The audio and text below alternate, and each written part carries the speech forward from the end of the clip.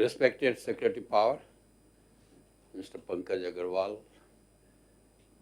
we have the CA Chairman, Mr. Ghanshyam Prasad, my great friend Anil, Mr. Subramaniam, we have Mr. Shri, we have Mr. Chaudhary.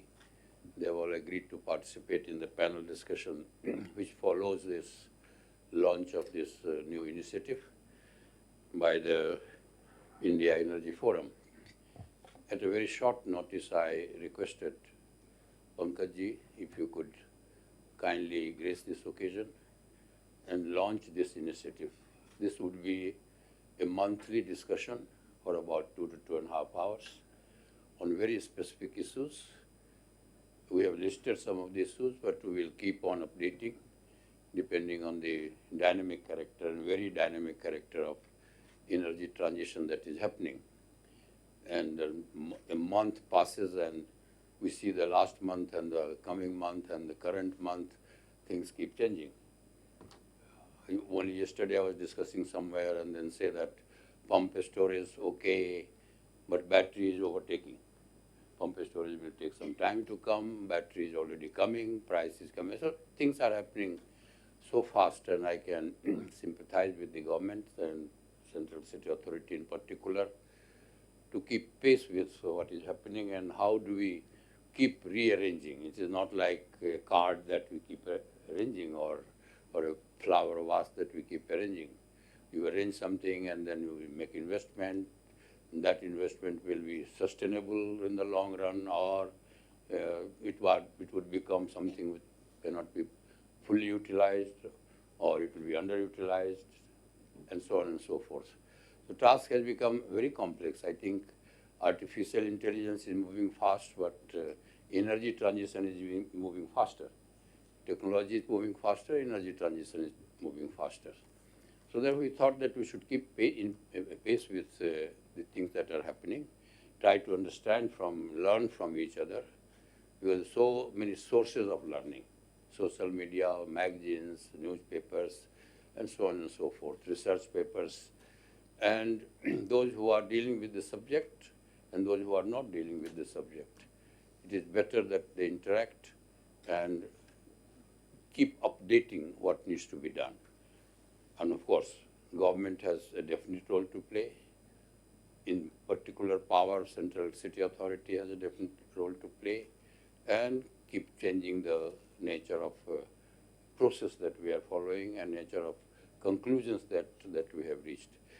We have listed for this a few items which we will be doing every month. This will be in addition to what India Energy Forum has been hitherto doing. It has been doing almost a program or sometimes 2 programs every month on webinars, and that has an international outreach because it is on web. That is one. Every vertical, we have 6 verticals, and every vertical has been doing 1 or 2 national seminars, which is non-virtual, where people meet. Recently, we did a wonderful program on nuclear power. Number of programs we have done on nuclear power, on coal, on renewable, on hydropower, on power, and so on and so forth, on transmission, on distribution, on regulation. These are the verticals that this institution covers. Those all will continue. The magazine that we bring out every month, the Total Energy, that will continue. This is an additionality to the whole activity that we have been doing, and also sending our conclusions and recommendations to the authorities, to the agencies which deal with the subjects.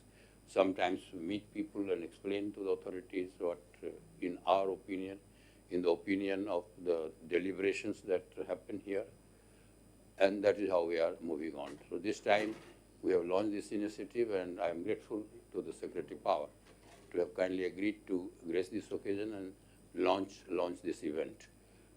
And thereafter we will continue. Following this event, Pankaj, we are having today the first item, hydropower development in Northeast, because hydropower development has been a tough challenge. Our percentage has gone down to almost 10% or 11% now. Just 10, 12 years ago, it used to be 24, 25%. Earlier, it used to be 40%. So we're going down and down and down and down. That's because the rest of the energy items are coming up in the on the scene. But its relevance continues. So what to do that we restore some of the things that we have not been able to do at the stage of planning, and it was left. And that is the subject of today, after you have launched this event. So with these words, I once again welcome you and request you to launch this.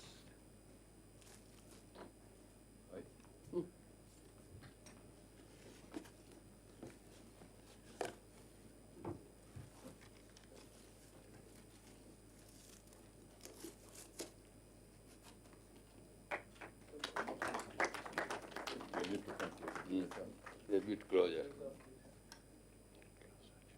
This.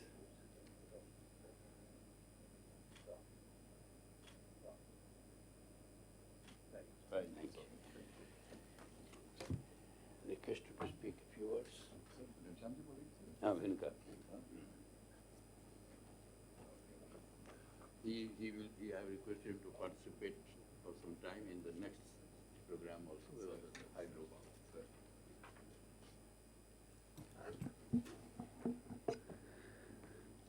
Good afternoon, everyone. Pankaj Agarwal ji, Secretary Power, RV Sai ji, all other dignitaries. I think all of us are here together probably. So,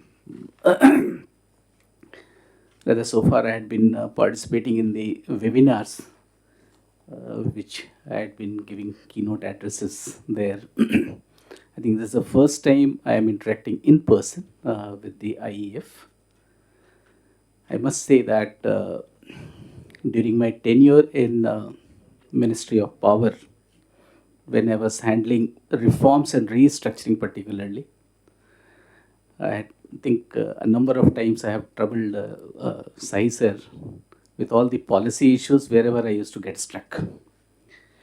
So this is a very good initiative, sir, as a monthly exercise, because what I understand is whenever we talk about the policy, and particularly in the power sector, which is very, very dynamic,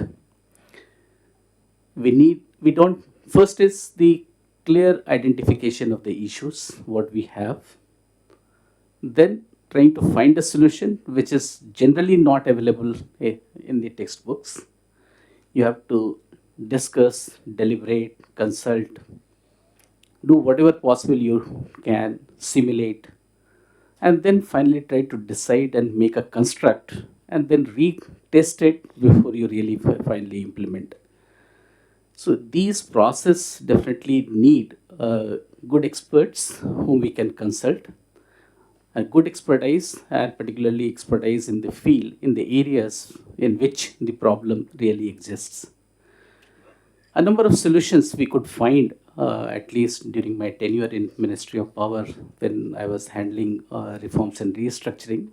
The issues related to power sector, whether it was in terms of payment of dues, whether it was in terms of curtailment of power of RE, whether in terms of transmission related issues, or anything, we tried to solve it through either the executive orders or through the making rules, regulations, guidelines, so and so forth. And all these, I think, required intensive amount of discussion, intensive amount of consultations going forward. Things are changing in view of the energy transition or the new areas which is coming up into the system, particularly the renewables which is getting integrated into the system and the challenges that we are likely to face because of this. We have or we are trying to target almost all types of resources which will be coming in future, whether it is fossil fuel, which also we have not stopped it, and since we have to take it forward as such, which is again going to be a challenging and almost in the dichotomy. So how much we do it, till what time we do it, in what manner we do it, in what pace we do it, probably these are the questions that still exist in the minds of the policy planners. Similarly, what are the alternatives? When we talk about the alternatives, definitely another question comes is, can we and to what extent we accelerate the nuclear additions in the country? Can we revive hydropower in the country? So all these and keeps on coming in the minds of the policymakers as well as the all the stakeholders of the grid. Recently, we started with some of the programs like resource adequacy in the generation sites.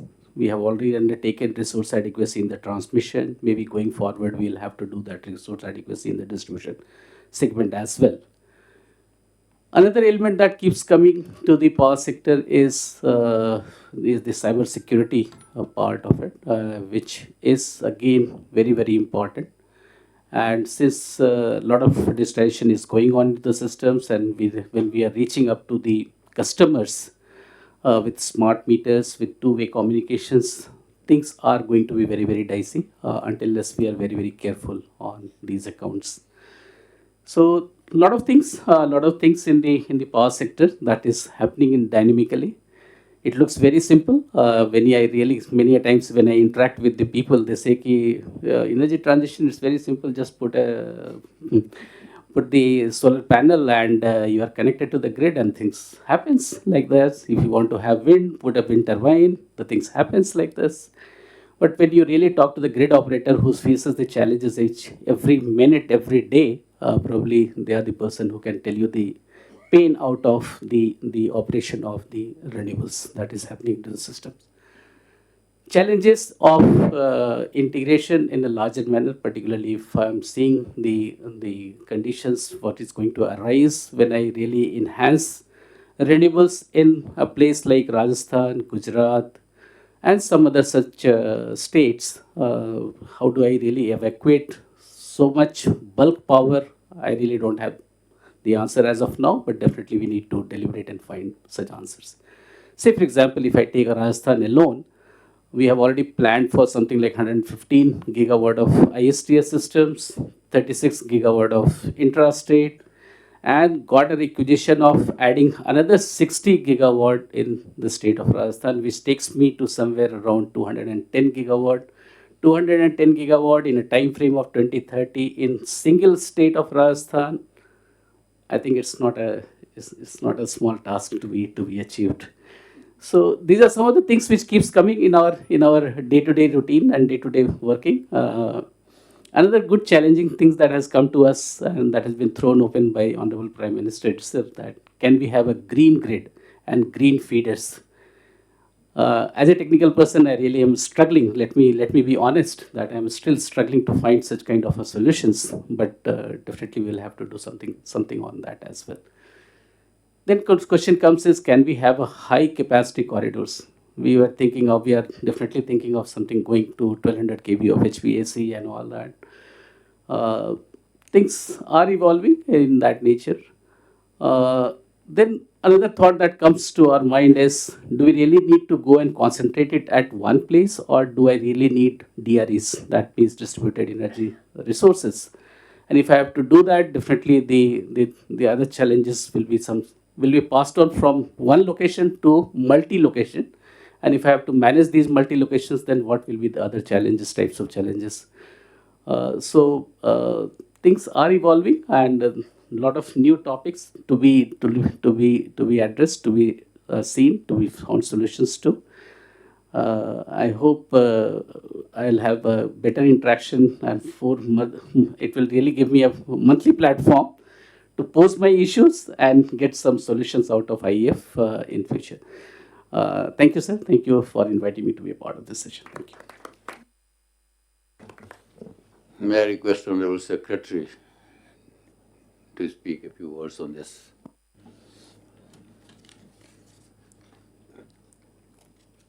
Honorable dignitaries who are present here for the deliberations. India energy forum ने sir एक अच्छा ये किया sir, आपने बड़ी exhaustive list of issues बना दी हैं, and I think it appropriately captures the challenges we are facing. As Ghanshyam ji ne kaha ki on a day-to-day basis, but some of the challenges are also like require long-term measures and long-term solutions. एक दो बातें मैं आपके सामने ज़रूर रखना चाहूँगा जो हाल का अभी हमारा अनुभव है। एक तो ग्रिड मैनेजमेंट के बारे में जो अभी घनश्याम जी ने कहा, it has become a huge problem now. अभी पिछले 10 दिन में जब से मानसून का ऑनसेट हुआ है कंट्री में, बीच में कुछ दिन ऐसे हुए कि थर्मल स्टेशंस को दिन के 8 घंटे यदि 2000 मेगावाट या 2400 मेगावाट का कैपेसिटी है तो 100 मेगावाट का शेड्यूल मिल रहा है, और शाम के टाइम पे वो बढ़ा के फिर से वापस जो है 1800 और 2000 मेगावाट हो रहा है। मतलब how people operate, how anybody can operate their equipment in such a condition. अब उसमें या तो कमर्शियल वो है इशू कि आप आरएसडी कर लें और शाम को आप या तो कुछ लोड शेडिंग की जाए, या फिर है कि दिन के टाइम पे वो यदि टेक्निकल मिनिमम रन करते हैं तो उसके लिए कुछ कॉम्पनसेशन मैकेनिज्म हो। I think member CRC is here, so he can take note of these challenges, and I am aware that he is very conscious of these issues which are coming up. So that also calls for curtailment of renewable energy. या तो हम generator thermal generator या conventional generator को technical minimum schedule दे दें, या फिर हमारी को कर्टेल कर दें। तो perforce I had to tell them कि कर्टेल रिन्यूएबल एनर्जी, ये हफ्ता ऐसे ही निकालो वरना ये ग्रिड चलने वाला नहीं है। और जो हम में से प्योरिस्ट हैं वो कहेंगे कि हमारा तो कमिटमेंट है कि मस्ट रन है RE, but it can not be must run at the cost of the grid. दूसरा इशू जो अभी हाल में आया है, जो आपकी लिस्ट में नहीं है लेकिन ये इंडस्ट्री के सामने काफ़ी बड़ा चैलेंज है, दैट इज़ ऑन स्क्वैटिंग। अब इंडस्ट्री में ही सभी तरह के प्लेयर्स हैं। कुछ प्लेयर्स ऐसे हैं जिनकी तैयारी बेटर है, जिनके पास PPAs अवेलेबल हैं या लैंड अवेलेबल है। कुछ ऐसे हैं जिनके पास सिर्फ कनेक्टिविटी है, and they are waiting for the people for the trade, कि भाई कोई और आएगा उसको हम कनेक्टिविटी ट्रांसफ़र कर देंगे। How to really differentiate, how to really organize the queue, can we really think of like reorganization of queue from time to time? I know it's full of challenges. There might be umpteen number of like court cases challenging the discretion of the operator or the CTU. Means आपस में ही developers के झगड़े होंगे time to time, जो है people would like customise solutions. How to really handle this situation and best utilize the available transmission capacity or the upcoming transmission capacity. बहुत सारे एक इशू मुझे आपके लिस्ट में नहीं दिखाई दिया तो मैंने आपके सामने रखा है, उसको आप किसी और तरीके से वर्ड कर सकते हैं, but the squatting of the connectivity is a huge issue. एक और इशू अभी पिछले हफ्ते हम लोग के ध्यान में आया कि जहां हमने बड़ा ट्रांसपेरेंसी के लिहाज से नेशनल इलेक्ट्रिसिटी प्लान ट्रांसमिशन हमने नोटिफाई किया, we try to come up with the exact location of the sub stations कि या मननपुर ज़िले में बनाएंगे या खावड़ा में बनाएंगे या कहीं बनाएंगे। It has been observed कि लोगों ने 40-45 किलोमीटर की सर्कल में पूरी लैंड को जो है अपने जियो इशू करा के स्क्वाट कर लिया। हाउ टू रियली, अब उनका लगाने की मंशा है कि नहीं है, I think both the issues are related. तो squatting is an issue where people are actually leveraging the opportunities for the not for the overall benefit of the system, but I think for their own personal gains. कैसे उसको deal करें इस issue को। मैं sir अब आगे की बात अपनी हाइड्रो तक लिमिट करना चाहूँगा कि हाइड्रो में आपने खासतौर से नॉर्थ ईस्ट के बारे में कहा है, और नॉर्थ ईस्ट का मतलब ये हुआ कि यदि मैं हाइड्रो इलेक्ट्रिक पोटेंशियल की बात करूँ तो अरुणाचल में ही लार्जली कंसनट्रेटेड है। We are like as a ministry and also as government of India, like broader government of India, we are quite keen to develop the hydro potential in Arunachal Pradesh. Hyo Tato 1 and now Tato 2 is basically about to be sanctioned. Hyo and Tato 1 have been sanctioned. Of course, all the three projects are small projects. Followed by Italian, I think that's the next in the queue, and Kalei is there, Middle Subansiri is there, Upper Subansiri is there. And ultimately जो हमारा सबसे बड़ा vision है, जो national vision है, वो है upper Siang, that will be the 11,000 megawatt plus project. और ये 11,000 मेगावाट का जो प्रोजेक्ट है वो basically it's a strategic project that we want to pursue. History has been कि पब्लिक का बहुत ज़्यादा सपोर्ट नहीं रहा है. Like if Subansri is an issue or the Dibang, we can see like there have been difficulties faced by the developers, whether it is an HPC or any other developer in the past. Financial difficulties अपनी जगह हैं, risk अपनी जगह है, लेकिन पहले है कि एक्सेप्टेंस ऑफ द कम्युनिटीज़. तो एक अच्छी बात यह है कि at least in this particular basin, Hio, Tato 1, Tato 2, we are finding very good support from the communities. Even in Italian, we are finding, I think, reasonable support from the communities. Upper Subansri, Middle Subansri, I'm not so sure, but Chairman NHPC may subsequently elaborate कि community का response क्या है. But in case of Upper Siang, there is huge resistance. I think we have not been able to make a move in the past many years. And while we are all conscious that on the other side of the border, the China has already made a decision and probably they will be implementing it over the next decade. But on our side, we are yet to start even with the drilling, right? And as we discussed, the protest is still going on there. How much of it is organized by the powers that are not friendly to our country? How much of it is basically the natural coming up from the local communities? I think that is another aspect where we may need to deliberate or we may need to appreciate. और ये जो projects हैं ये भी अपने आप में बड़े फाइनेंशियली वायबल नहीं हैं. ये देखा जाए कि जो कॉस्ट है, कुछ की कॉस्ट तो आ रही है ₹5.5 के आसपास. कुछ हम लोग खींचतान के CMD NHPC is very good at it. कभी कहते हैं साहब O&M को कम कर लेंगे, कभी कहते हैं रिटर्न ऑन इक्विटी को कम कर लेंगे. तो किसी तरीके से उसको 5.25 5.5 के आसपास लाने की कोशिश करते हैं. But even with those innovative measures, I think it carries huge risk at the end of the day, because by the time you complete it, whatever artificial means through which we are trying to reduce the cost, these are not going to work. The cost is going to be much higher than that.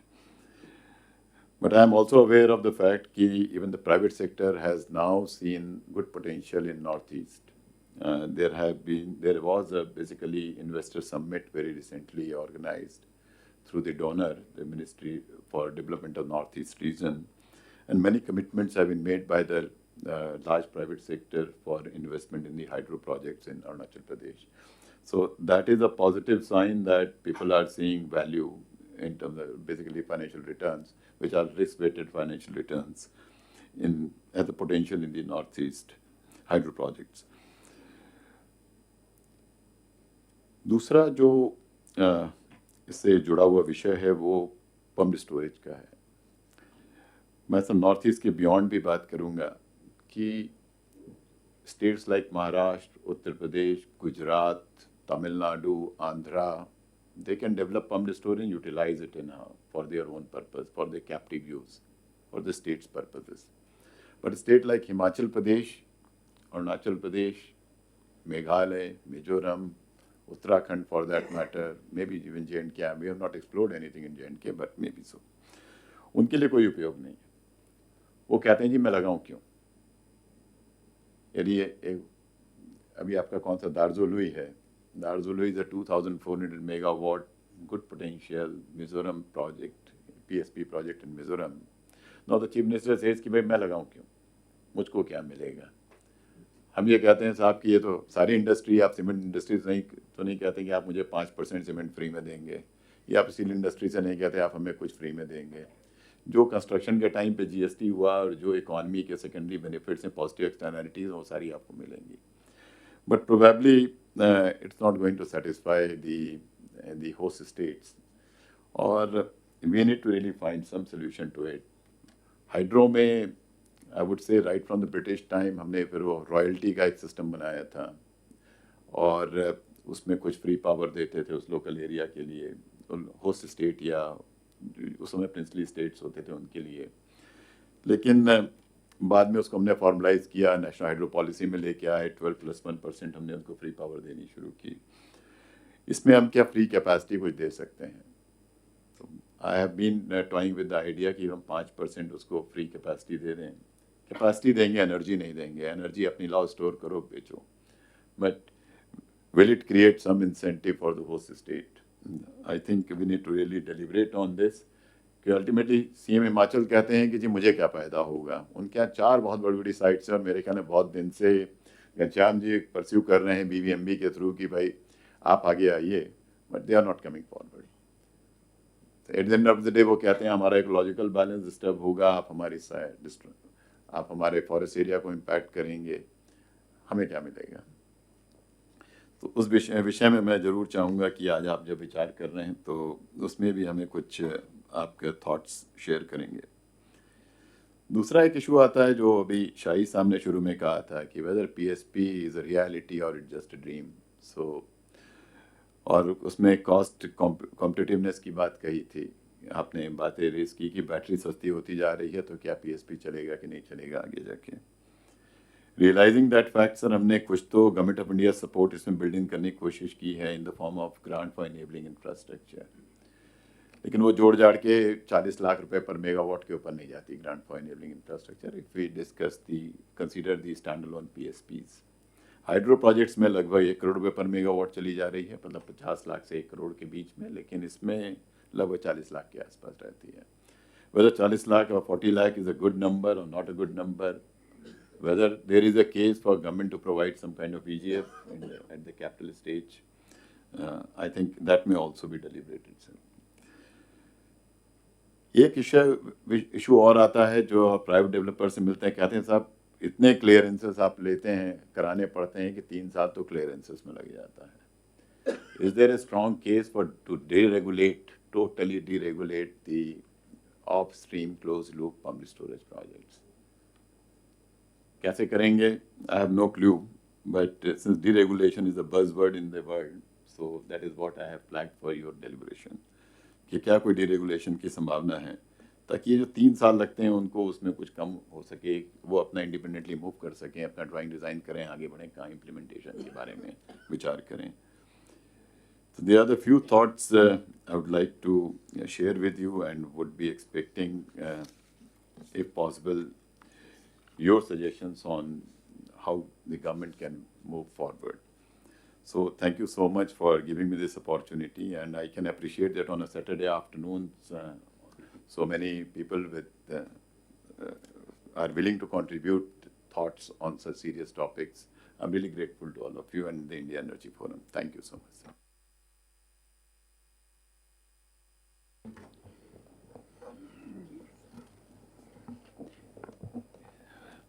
Thank you very much, and you have already raised some very important issues and challenges which are facing at the macro level in terms of management of grid, and also the subject of today of hydropower development, particularly in Northeast. Of course, all the issues are known to you.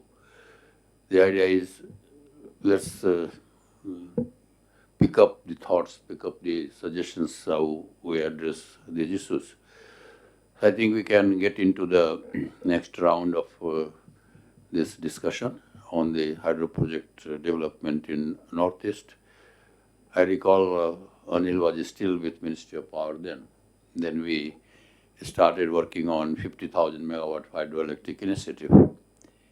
And it started with ranking 397 possible hydro project sites in the country, and eliminated many of them to be very difficult, undoable, etc., etc. And finally, around 100 plus minus, we picked up various capacities, aggregating to 50,000 megawatt hydroelectric initiative. Somewhere in 2003, mid 2003, we, Honorable late Prime Minister Vajpayee launched that 50,000 megawatt hydroelectric initiative. Following that, we had launched 100,000 megawatt thermal initiative.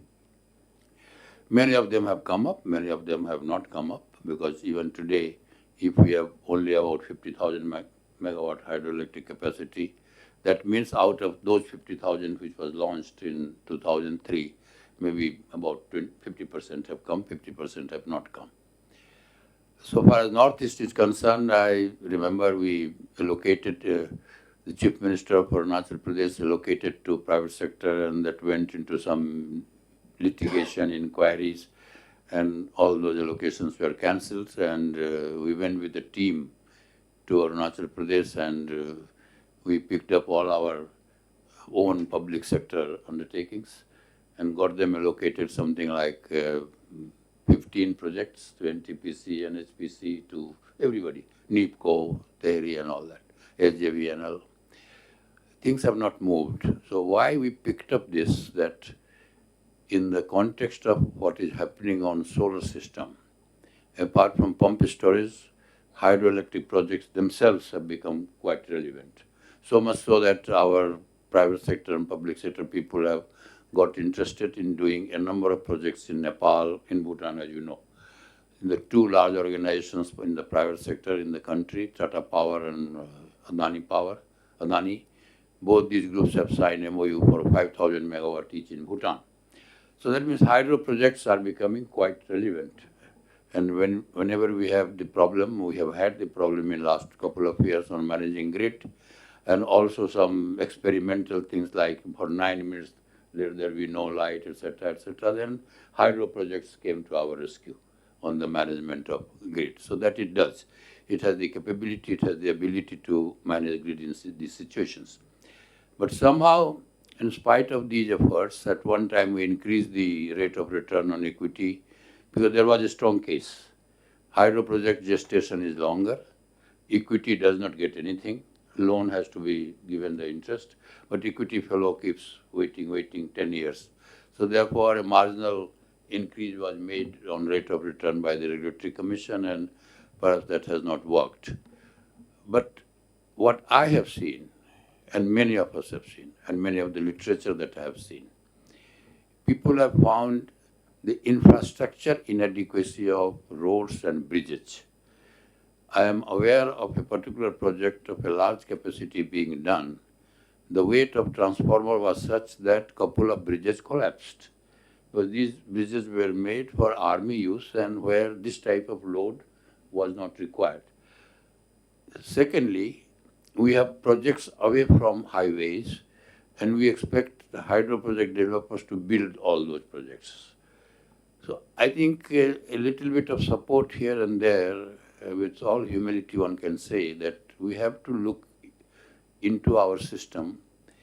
Why is it that people are so bullish about solar, bullish about thermal, bullish about transmission in public sector and private sector? And why is it that 150 gigawatt of potential of India and 50,000 megawatt hydroelectric initiative project reports having been done, private sector and public sector have not found it quite interesting to do it.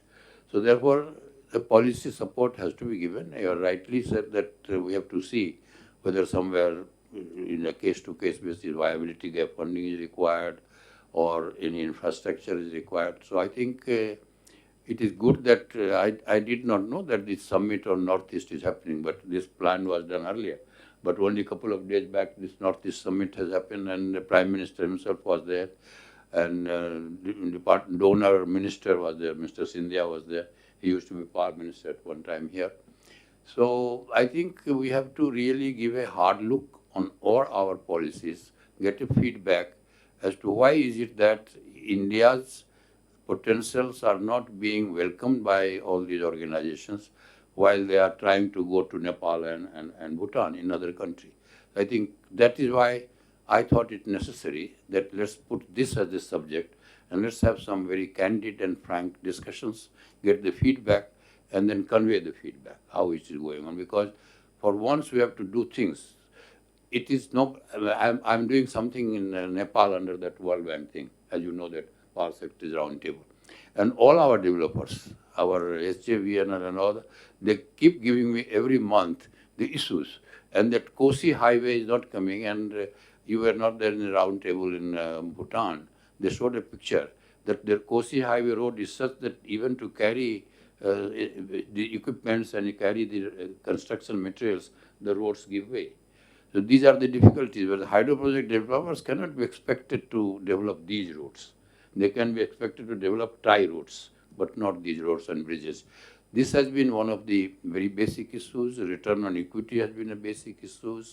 The construction risk that happens, geological surprises that happens. Into dealing with public-private sector, it will be a tough task for the Regulatory Commission also. Sometimes private sector also do something which people feel it is not okay. So therefore, How do we handle the issue of tariff, etc., etc.? So huge issues are there. Definitely, we have all the people here so knowledgeable with huge outstanding background, having dealt with variety of issues in variety of capacities. I thought let this come out so that we compile this. Not every suggestion that comes may be workable or acceptable, but some of the suggestions which will make it happen, definitely we should try to do something. So that was the idea. With that, may I request your presentation, because I requested you and I obliged that you agreed to continue in this dialogue also. Mr. Ghanshyam Prasad. So, thank you, sir. I'll just give a small overview because it touches hydro. Sir. So, or maybe next, yeah. So this is how I was structured regarding present capacity, then going forward, what will be the requirement, and leading to the policy initiatives which are in the pipeline and some of the important projects in the NER. Next लीजिए. So अभी हमारी capacity करीब 742 gigawatt का है and इसमें hydro देखें तो रफली 10% what is being talked about.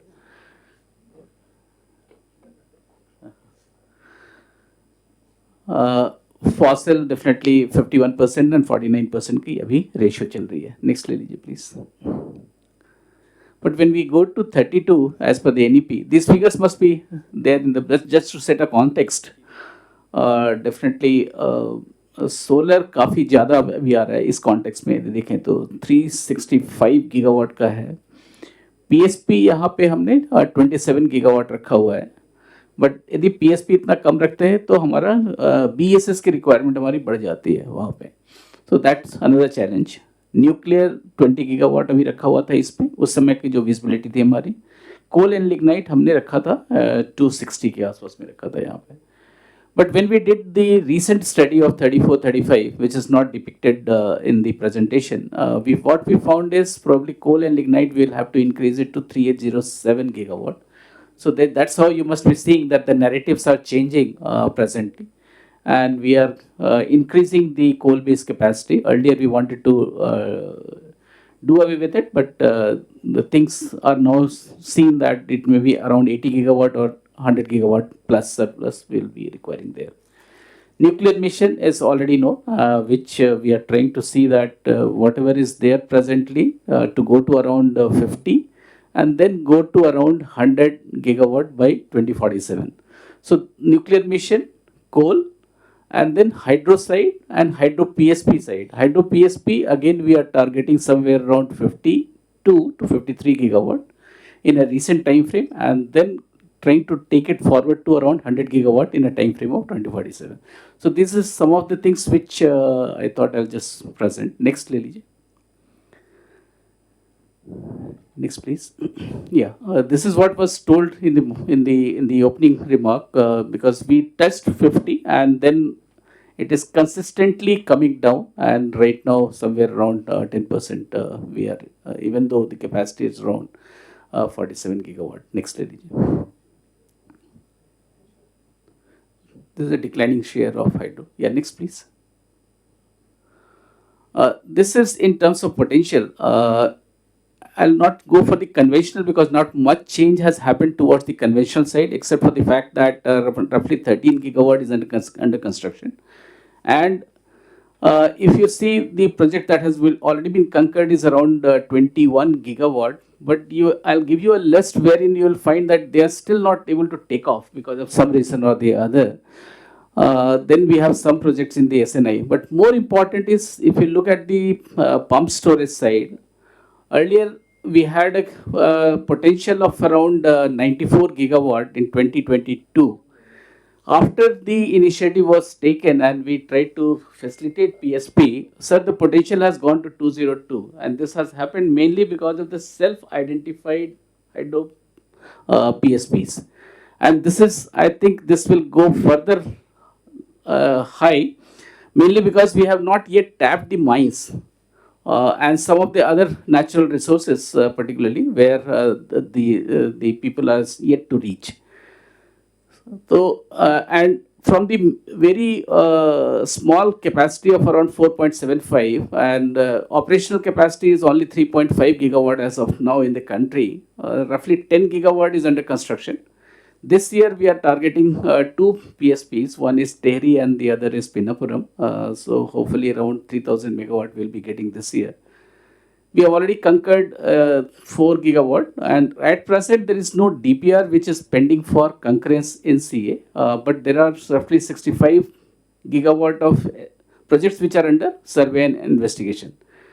By DPR, I say that once all the chapters of the DPR are completed, then I consider that the DPR is ready. Until then, DPR is still under preparation stage.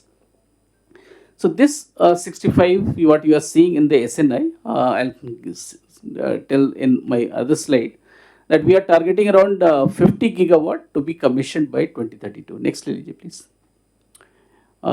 Yeah. So if you see in terms of northeastern side, sir, northeastern roughly 62 is the exploitable potential. In operation is only 4.3, and this is what is the major concern as of now, that we have not been able to increase this.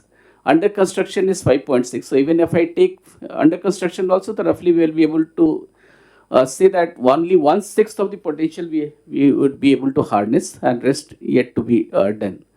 As far concurrence is concerned, concurrence is already there for 16 gigawatt, not an issue, but they are not able to take off further. Some projects are under SNI and all. Next, Lily, please. Of course, these things are already known. Only one figure which we keep on quoting now when we go to the international forum is regarding the hydro and wind and nuclear particularly. This is where we keep on quoting. And this chart also helps us in also telling that we are not going to go for a gas in between, but we'll definitely go for straight from coal to the renewable, and that's the argument we keep on giving. Another thing this chart helps us is forming a policy, and what we are trying to do is trying to improve upon the performance of coal and trying to see that what all measures we can take so that the CO2 emission comes to a level of at least gas. So that means roughly we are targeting around 490, so that the other side of the story, that is if you see US or Europe, who are targeting more of gas, at least we can tell them that our coal-based plants are also equivalent to gas, so you need not say anything on that account as such. So this is another initiative that we have tried to take, and not very far off, but definitely with the 4 or 5 measures that we have identified, probably we will be able to reach to this stage. Further to that, definitely we are targeting CCUS mission, which will be presenting before the cabinet very shortly. Almost the construct is ready with us. Next, Lily, please. This is in terms of the capacity what we had planned in terms of the hydro potential total, that 13 gigawatt what I was trying to say, which is under construction, and this is the phasing in which they are likely to come. Some of the concurrent project will also give around 10 gigawatts. So roughly 23 gigawatt is likely to fructify by 31-32 if everything goes well. In the hydro segment, next please. This is in terms of the PSP under construction, which I was mentioning is 10 gigawatt, and this is almost coming.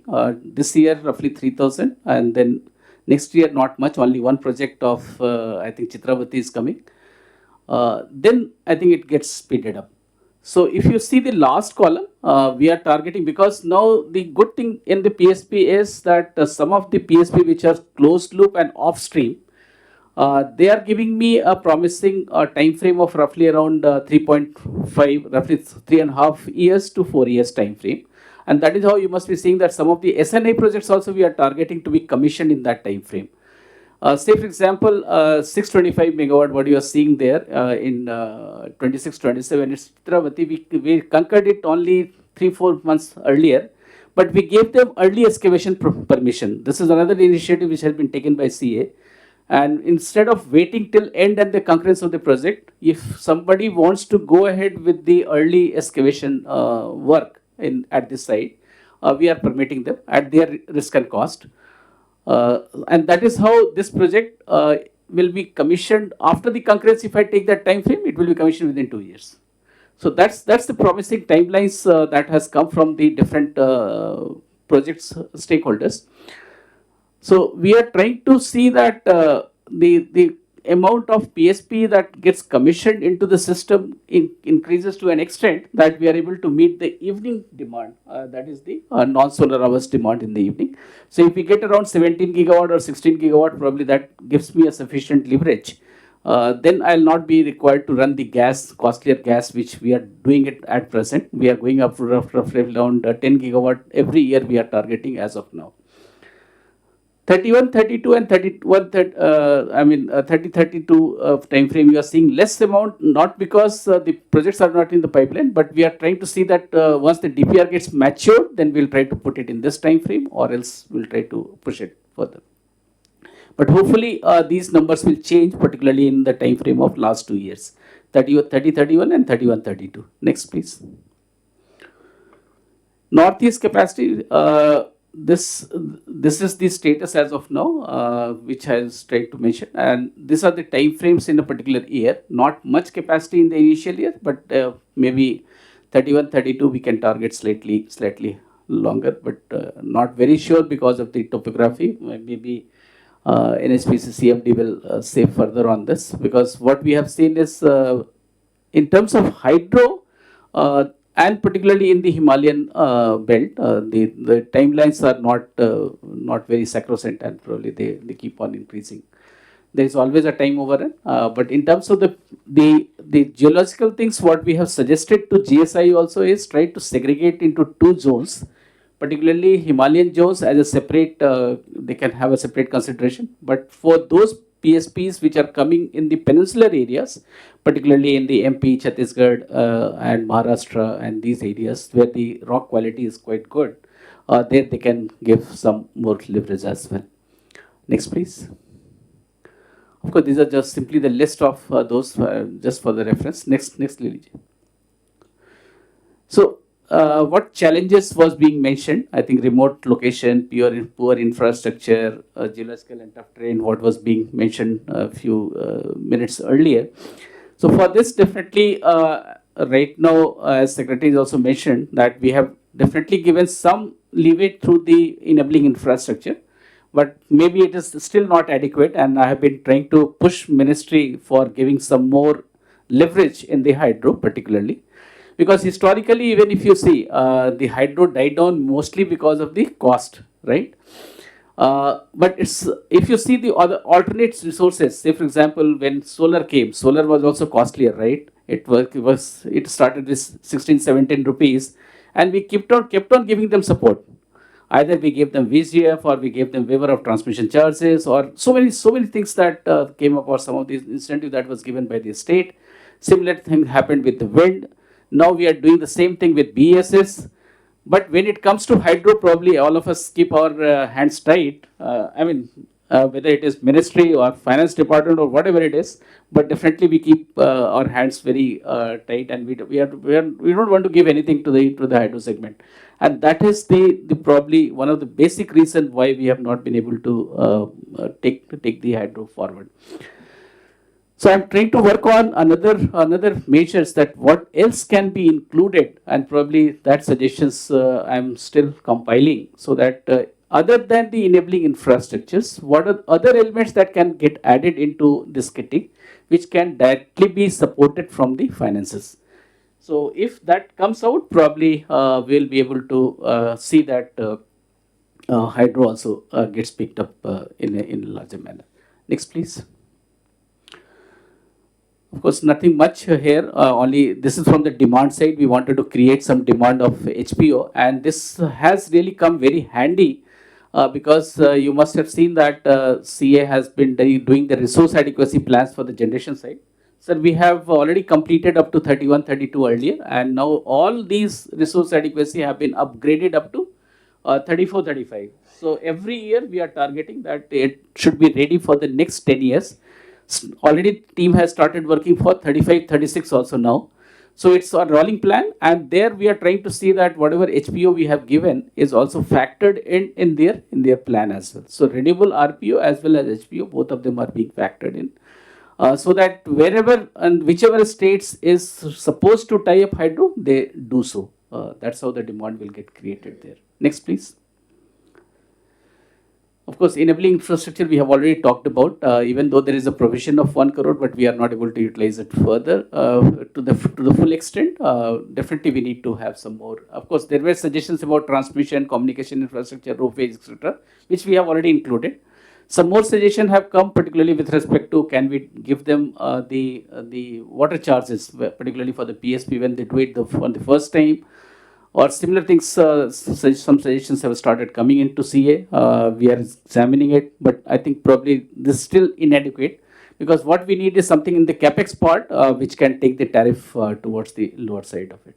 Next, please. ISTS charges, definitely, I think we are thinking that particularly since we have given this kind of a relaxation to the solar and wind, so maybe for PSP and hydro, we can think about it to extending this from the present level of 2028. We are still deliberating on this. Next, please.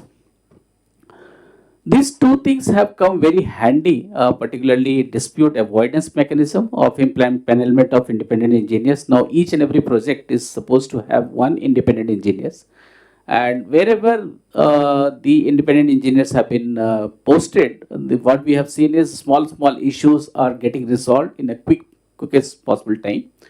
Second was the dispute resolution mechanism. This reconciliation committee, at present 3 committees are working, and these committees have been given a timeline of resolving the issues in 90 days and in 5 hearings, maximum of 5 hearings. If you are going and exceeding 5 hearings, you are going for 6th hearing, you will not be paid for. You may take 10 hearings, doesn't matter, but at least you will not be paid for.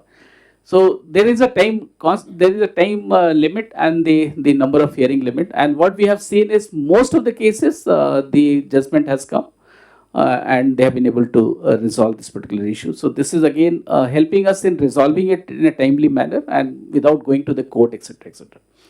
EC and FC process, some of them have been simplified, but there are still 2-3 issues which I have flagged it before MOEF, and particularly in terms of the PSPs, wherein, say for example, I'll just give you a very small example. It sounds very funny, but that's where we are delaying the project by at least around 6 months. Because there's a requirement of a triaxial test once you do the geological survey, and that you cannot take the sample until unless the forest clearance is given. So you keep on waiting till the forest clearance, and then only you go and take the sample just for taking samples. So I had requested Secretary MOEF, in fact earlier Secretary I had requested, the present Secretary I have also requested. I have told them that if you want, you can take some busy with them, or whatever you want to do, because ultimately you want to restore it if the project doesn't take off, or if project takes off, then absolutely there is no issue on this.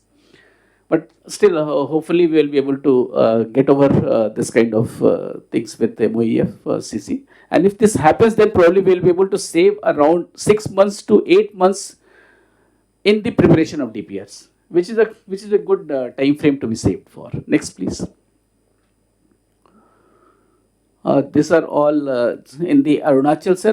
The initiative, you must have seen that some of the projects which were allotted and they were not taking off in the recently ministry had taken this and identified 13 projects. I think CMD NHPC may be in a better position to tell about these, because some of the projects have also been allotted to NHPC and they are fast tracking these commitments. Because earlier these were allotted to some of the private players and they could not take off in spite of the fact of waiting for around 15 to 20 years on each of such projects. Next, please. So, of course, this we have already covered. So, next, lady, I think not much to be told here.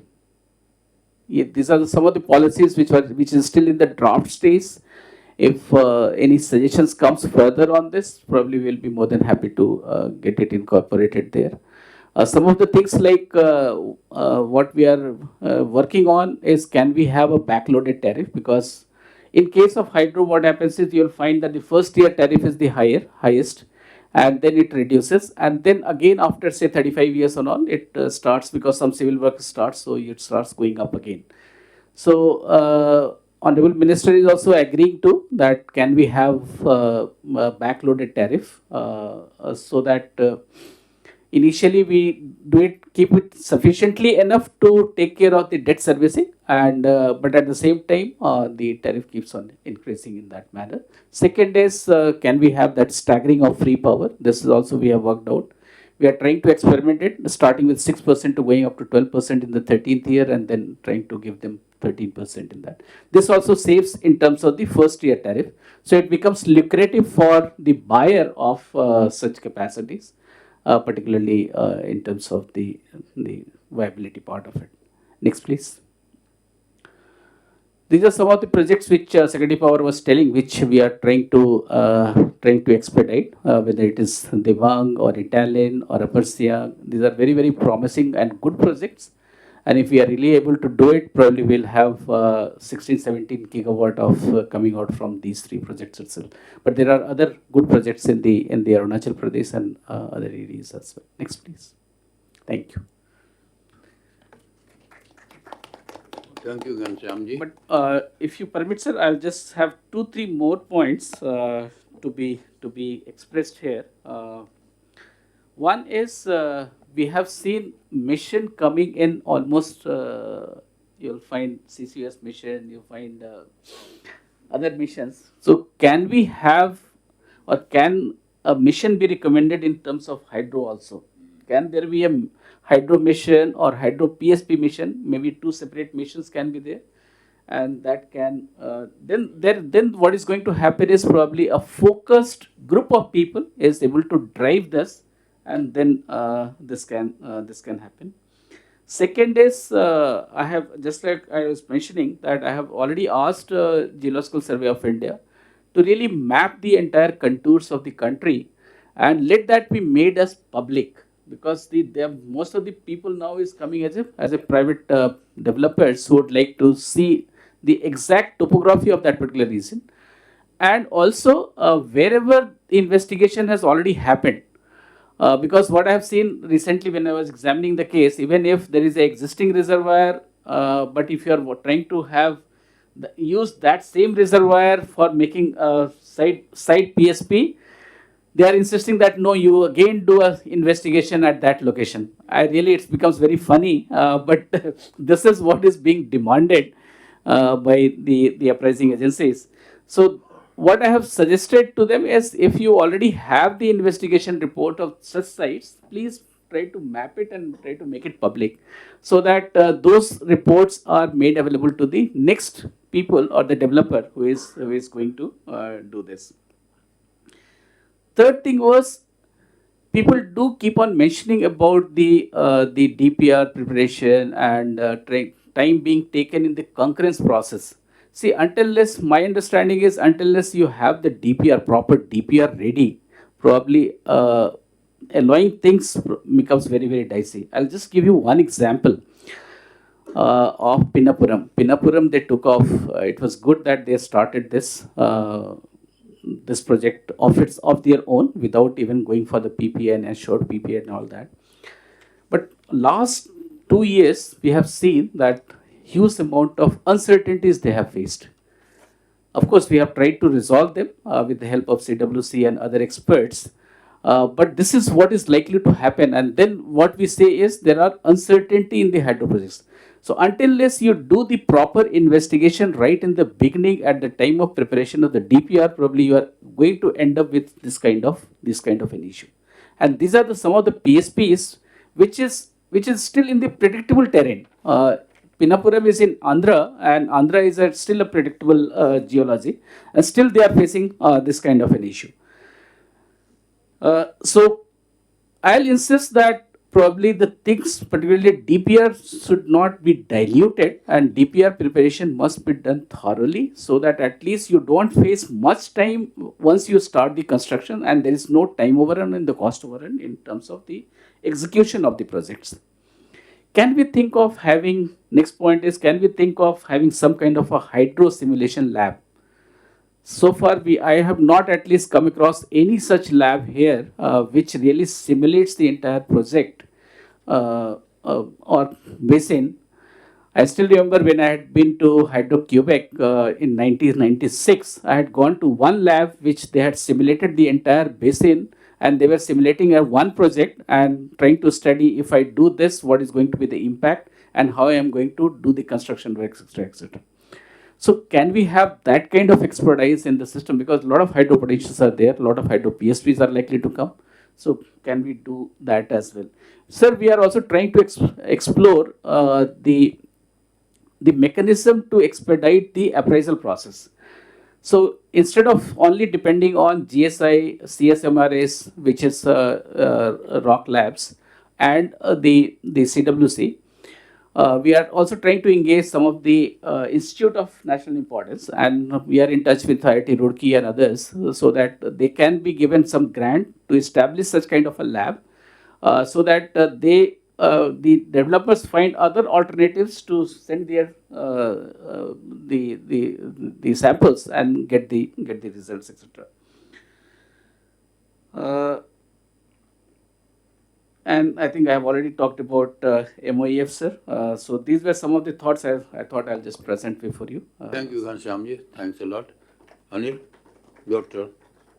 Go ahead. No, have you started the panel discussion, sir? Yeah, you made your point, and you make your point. Oh, yeah. Now, go ahead. Sir, thank you very much, sir. And I think it's a very timely discussion, and we've had an excellent presentation from the Chairman CA. And the Secretary Power also has raised very relevant points. And I feel that this is a subject which is as old as some of us. Yeah, correct.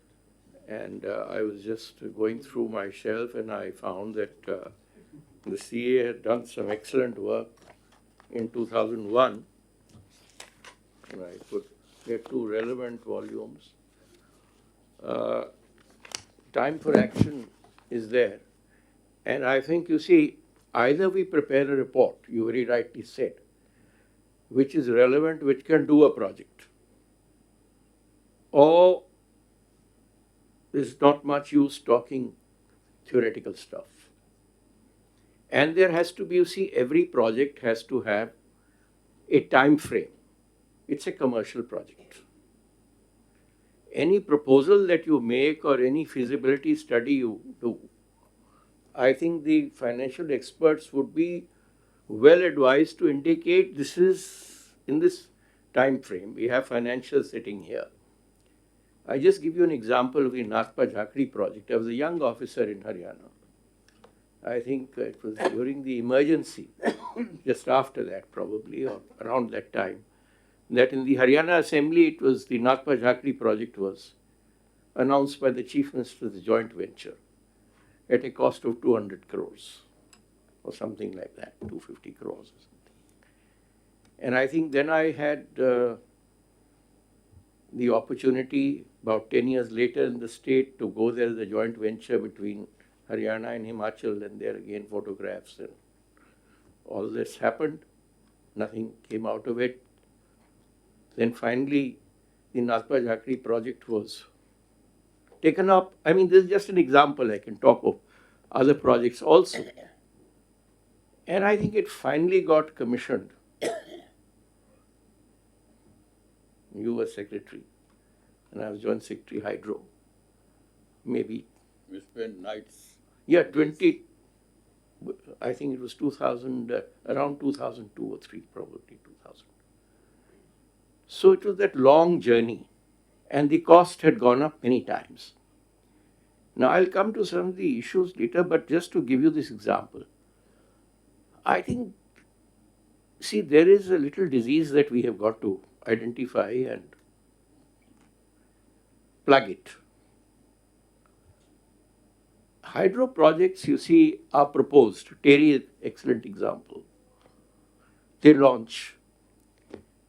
Some of our people at the site become more loyal to the contractor than to us, to the organization. Some aspire to become contractors themselves. So this is a process which has plagued the hydro sector. One is the rock classification. What kind of classification you give to the rock, and that alters your whole contractual value from the project. There is no transparency in that. It's left to the site people. And if you do an investigation, you will find that the contractor who's taken your main project, he's also taken some subsidiary projects around that project. And the machinery is diverted to those projects. The mother project is devoid of those machineries. I was put as a joint secretary in a CVC investigation as a member from the Power Ministry side. There was a member from the CWC also. And I said, I want to see the logbooks of these machineries, what work did they do, because the contractor had projects in neighboring areas also. The CWC member said, sorry, these cannot be demanded or made available. So at the cost of that, you see, almost like bugs, we are bleeding the mother project. And what was the investigation which CVC had put us on? It was a complaint that was received from the apple growers of Himachal that because pozzolana cement, fly ash cement, had been recommended because of heat of hydration that was required in some of the works of the project, the transportation of this fly ash is going to be detrimental to the apple orchards of Himachal, and hence the project should not come up. So that kind of, you see, infructuous kind of investigations, and you know how ultimately NHPC and everybody was rolled in, and you know the project was at least commissioned and is doing extremely well. Now, I would say that what helped, I think, the completion of the Nagpa Jhakri project and also the Teri project, you have to have a political will that you want to do this and do this fast, is that we introduced online monitoring of the works with whatever primitive equipment we had for videography, for what has been the progress, rather than get only those reports with paper on line. We want to see the actual thing. This helped complete it. Now the Teri project, the dam would, if you are not going to fill water into the dam, you're going to have a problem. What are you building all the structures for?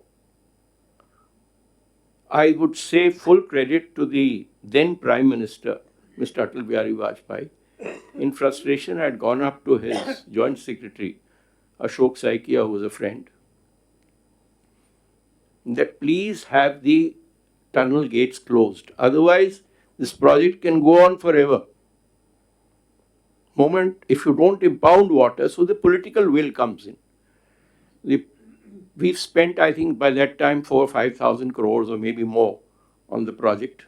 And I said, if no water is impounded, all this is useless. The Prime Minister directed the district magistrate to stand there and get the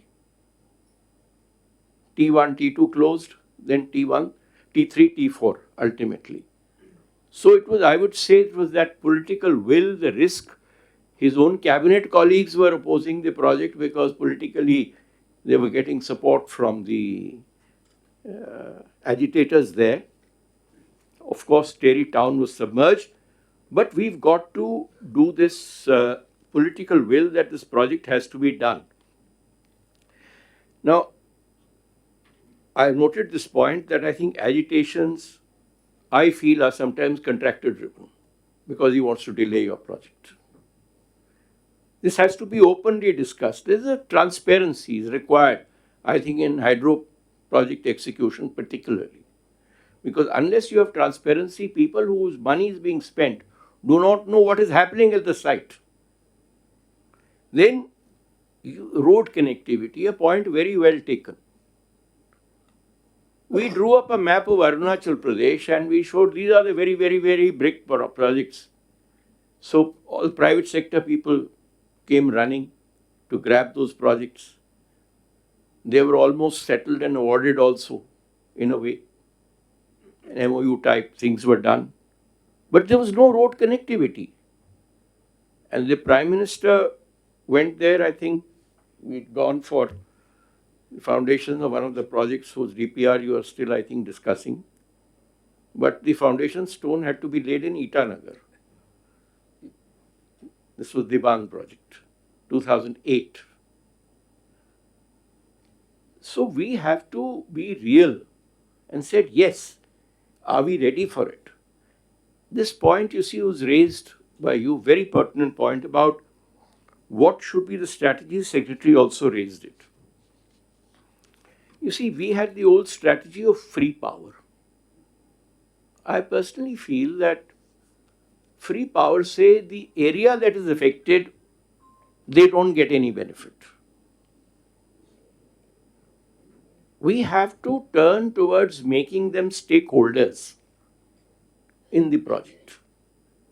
They must start getting revenues from the project when it is commissioned. And for a hydro project, you see, moment the project is complete, unlike any other factory or steel plants or something, there is no employment thereafter. Take the Bhakra Dam, for example. There is no employment thereafter. Let them at least get the local community, whichever has been affected, get revenues from that stream.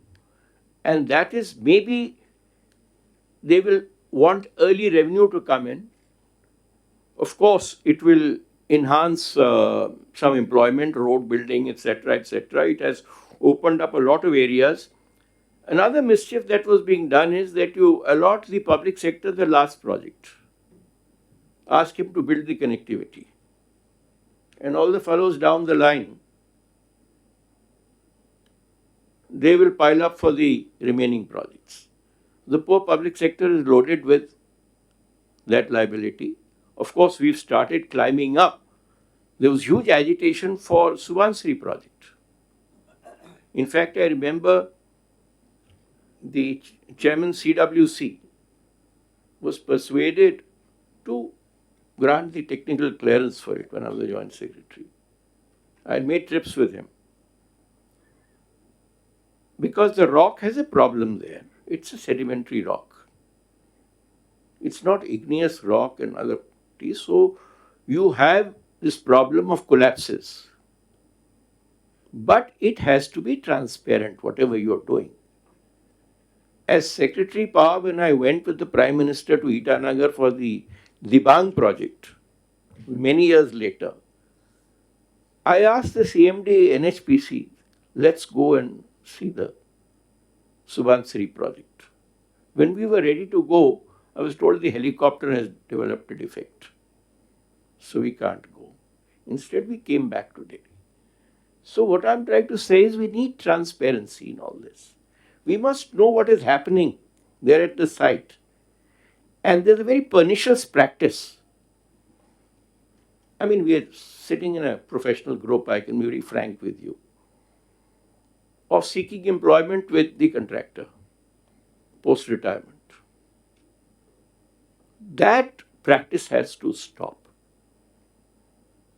I have no shame in saying that I went out of the way to in an investigation as joint secretary to save the CMD of a project from getting a penalty, giving the benefit of doubt and doing everything. And to my horror, I find that he is employed by the contractor, post-retirement. Now, these are some of the hidden ailments of these projects. Some of us want to use these projects as leeches, as blood-sucking insects, to get feed out of it. This has to stop. Let us be honest about it. Then, say tariff.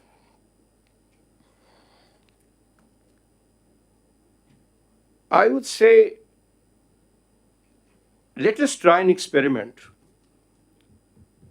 in which we try and bid these hydro projects on tariff. Because at the end of the day, we want tariff.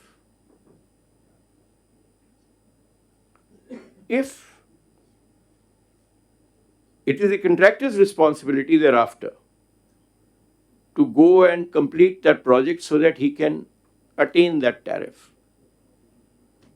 It's a hard thing, but let's start experimenting from the medium-sized projects. Then you see there is another issue is when you develop these hydro projects, a large number of them have a lot of tourist potential which develops thereafter. Traffic improves, all kinds of things happen. Now in the Terry Reservoir also, we were almost stripped by the Environment Ministry, our own organ of the government. The matter was in the Supreme Court, and the SG used to be briefed by the Joint Secretary at night. We had a bombshell when we heard that the MOEF is now opposing this project, almost last day of hearing.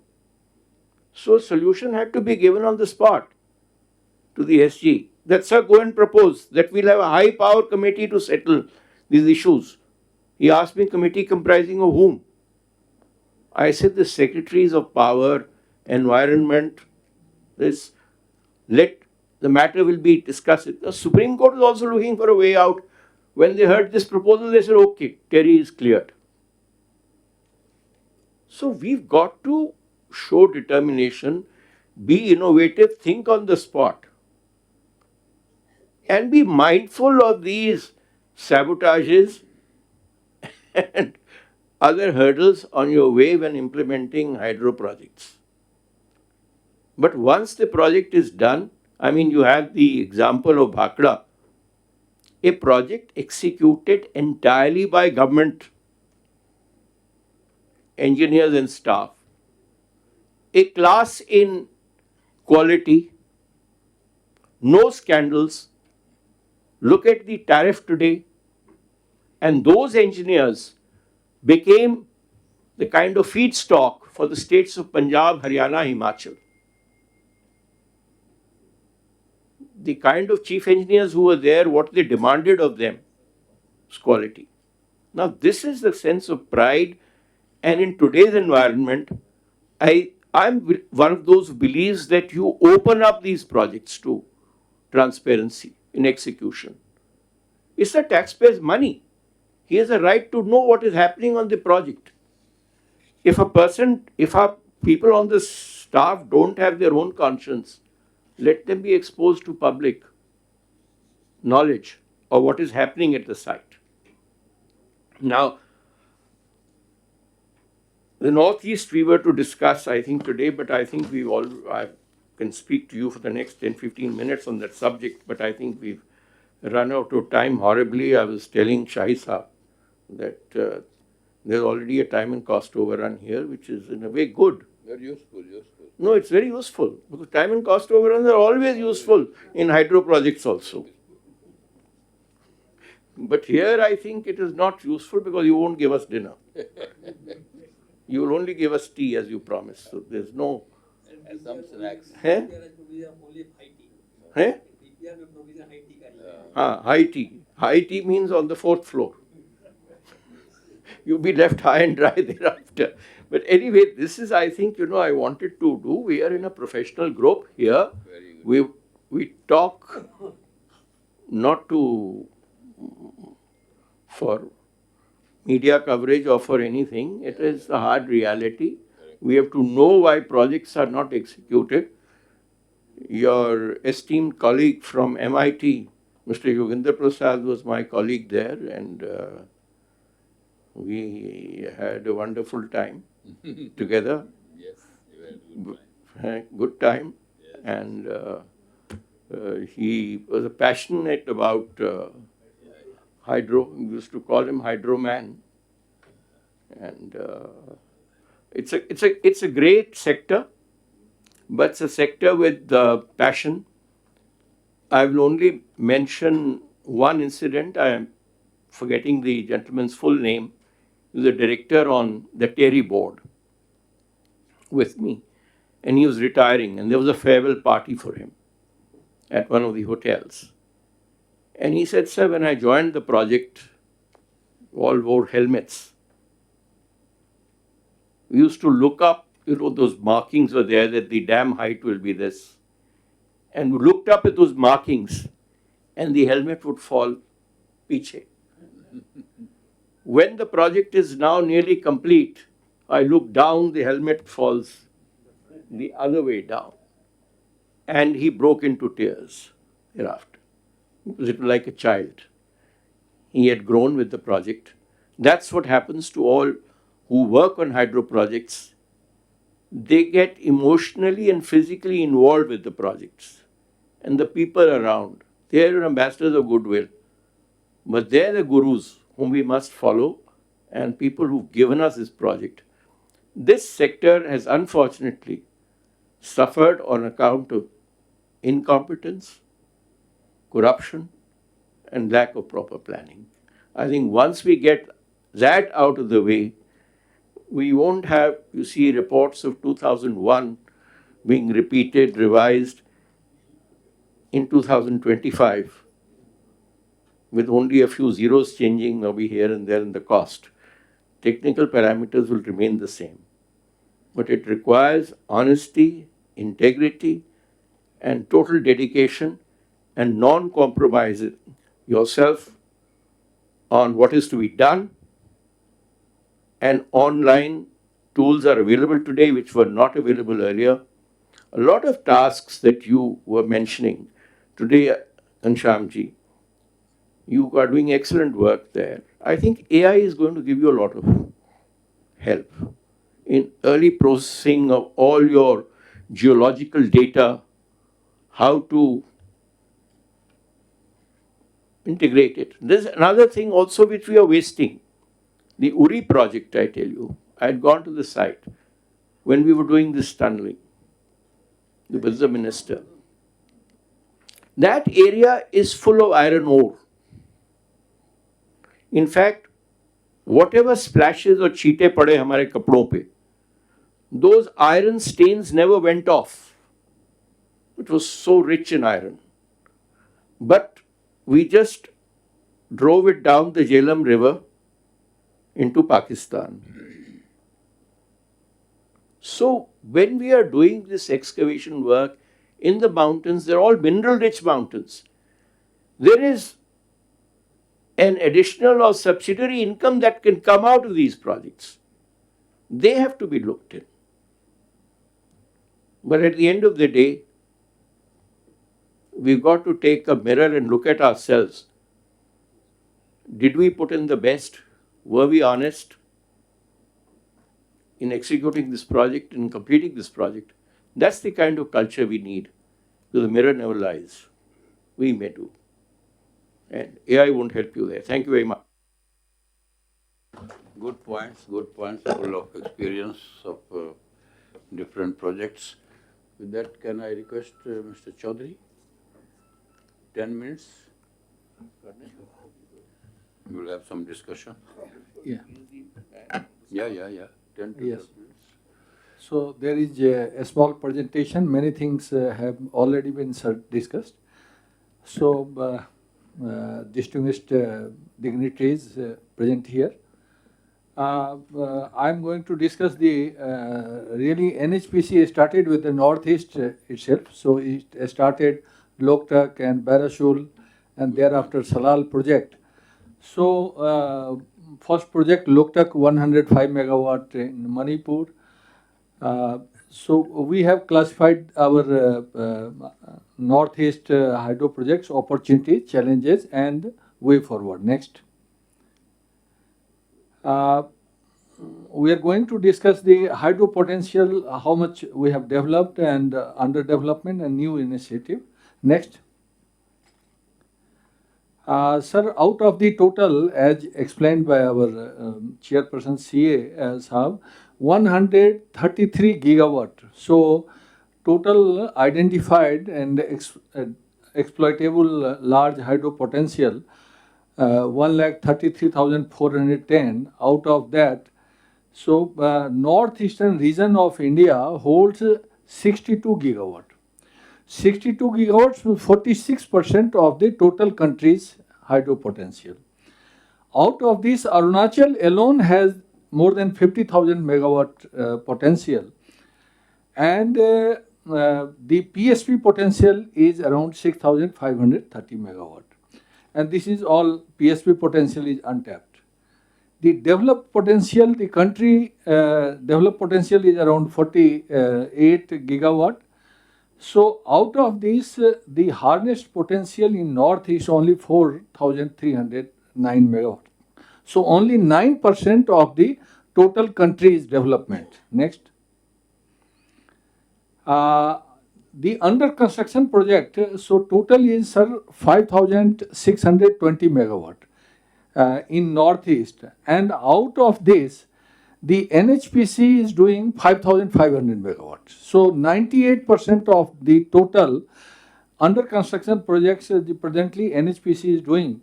So just I will touch upon 2,880 megawatt Diwang, 2,000 megawatt Swansea Lower, 500 megawatt Tista 6 in Sikkim, and 120 megawatt Rangit 4 in Sikkim.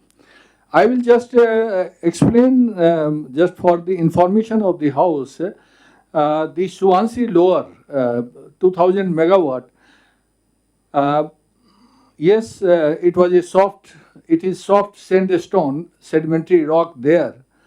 And the project started in 2002, but unfortunately the project was a lot of delays.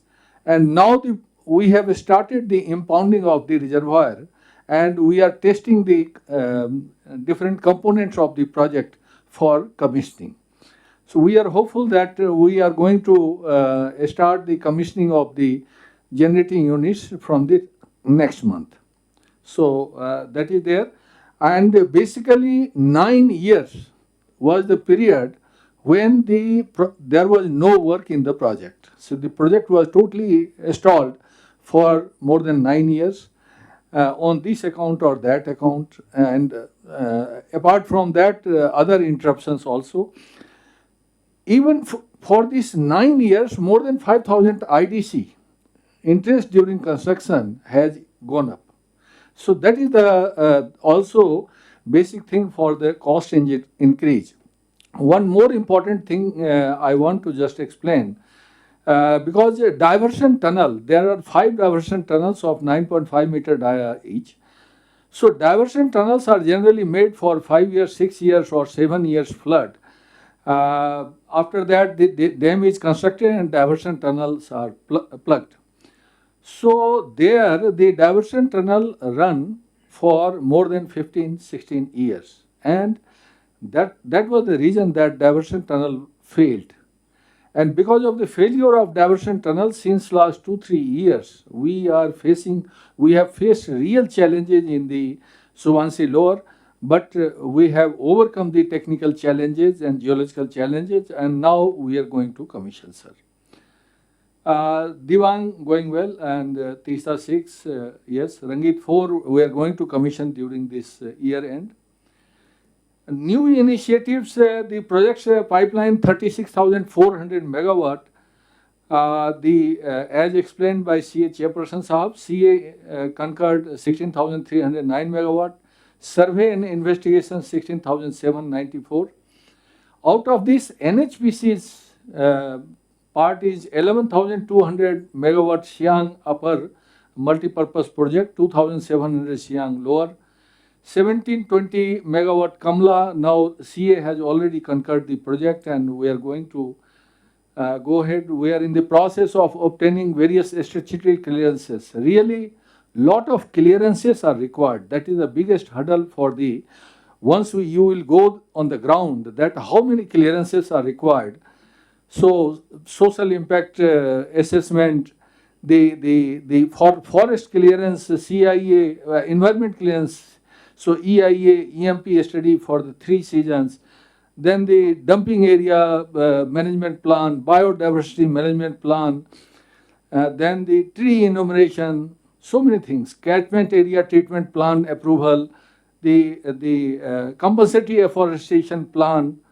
So especially for the environment clearance and forest clearance, FC1, FC2, so many things are there. 1605 megawatt Suvansi Upper is also the DPR is submitted, and probably next month we are going to get it cleared by the CA. Concurrence is going to get. So that is the status. Sir, Siang Upper Multipurpose Project, our Honorable Secretary Power also touched upon this, because it is very ambitious project, 11,200 megawatt. NHPC has already prepared the PFR and submitted to the CEWC and CA. We have identified 3 locations for the construction of the dam. Now, out of the 3 locations, we have to do the drilling work, so 4 drilling hole at each location, so that we can zero in the one location where the really dam is going to be constructed. And after that, we are going to start the preparation of the DPR. The dam is 267 meter high, and you will know that 90 meter of the height of the dam, the upper portion of the height of the dam, will be constructed only for the flood moderation, only for the storage of water, 9.2 BCM, a huge storage in the Siang Upper project. And in view of the mega project, 60,000 megawatt project, Modok Dam project in Tibet region by China. So Siang Upper Multipurpose Project is the strategically very essential project to safeguard from any drought or during the lean season, or any flood during the flood season.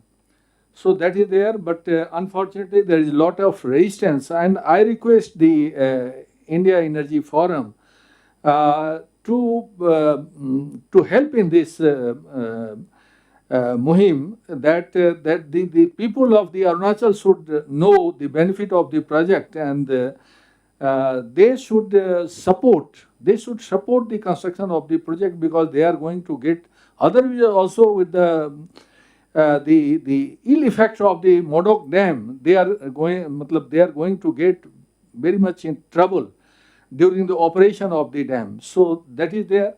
Sir, in Arunachal there is a lot of compensation, land compensation and property compensation, R&R, so many things. Next slide. This is state-wise the capacity and constructed and under constructions. Next slide.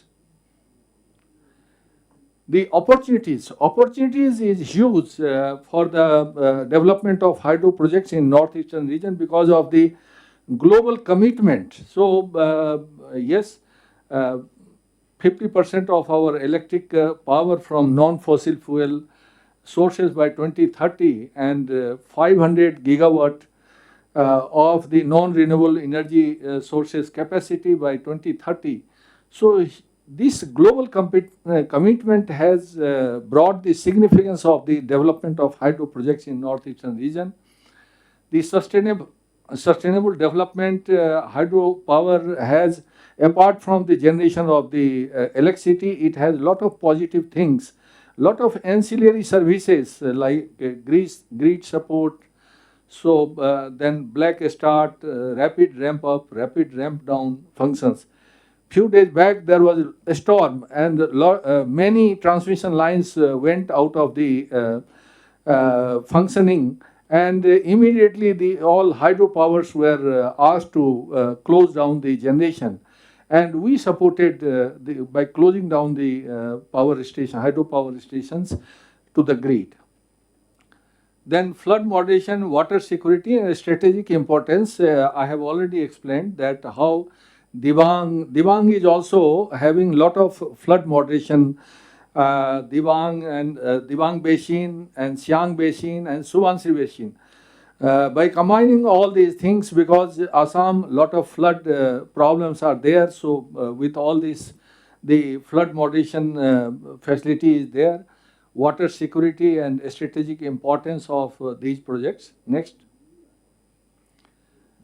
The socio-economic benefits, a lot of benefits, that 12% free power and 1% local area development. Here I want to submit my suggestion to the India Energy Forum that we should recommend that 1% of the local area development fund and 1% out of the 12%, that 2% is meant for the local area development. These 2%, because otherwise development, the hydro project is there, the otherwise development can be done from the CSR funds or many other funds. So these 2% funds can be distributed as a monthly income to the people affected by the project.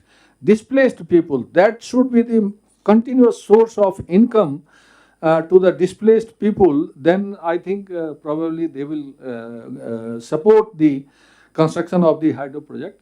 And this project is very important in creating job opportunities, offering skill building opportunities for the local youth, and boost to eco-tourism and cultural promotion, because a lot of, I will tell you that Siang Upper project, upper multipurpose project, the length of the reservoir is more than 65 kilometer length. So good opportunity for tourism. The Subansi Lower, the reservoir length is more than 50 kilometer. So with all such water storage and the length of the water stream, there is very good opportunity of the ecotourism and cultural promotion. Next. The government push already discussed that the hydro as renewable energy into March 2019. The first time government recognized that large hydro more than 25 megawatt as renewable energy category and eligible for renewable purchase obligation, that is HPO, hydro purchase obligation under the RPO. Budgetary support for the enabling infrastructure, sir, in 2019 also. At later stage, the scope is increased for the enabling infrastructure. So that is a good support. And further now the Ministry of Power is again redefining it. So this is a dynamic process, and good things are happening from the government push. The flood moderation grant also, like Diwang project. So Diwang alone is getting more than 6,000 crore as flood moderation grant. So that is a good support for the development of the hydro project. Next. Basin-wise indications, sir, as explained by the chairperson CA also, that the stalled project, the project was initially during when our Honorable Sai Saab was the Secretary Power, 50,000 megawatt initiative. NHPC prepared a lot of PFR during that period, and after that subsequently those projects were handed over to the private developers for development. Unfortunately, none of the projects could be developed in the Arunachal state. In other state, one or two projects were developed, but in Arunachal it was nil.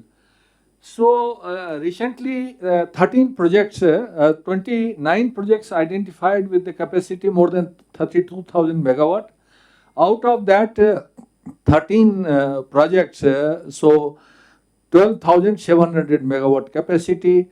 Now it is allocated to the 4 CPSUs, NHPC, SJVN, TSDC and NIPCO.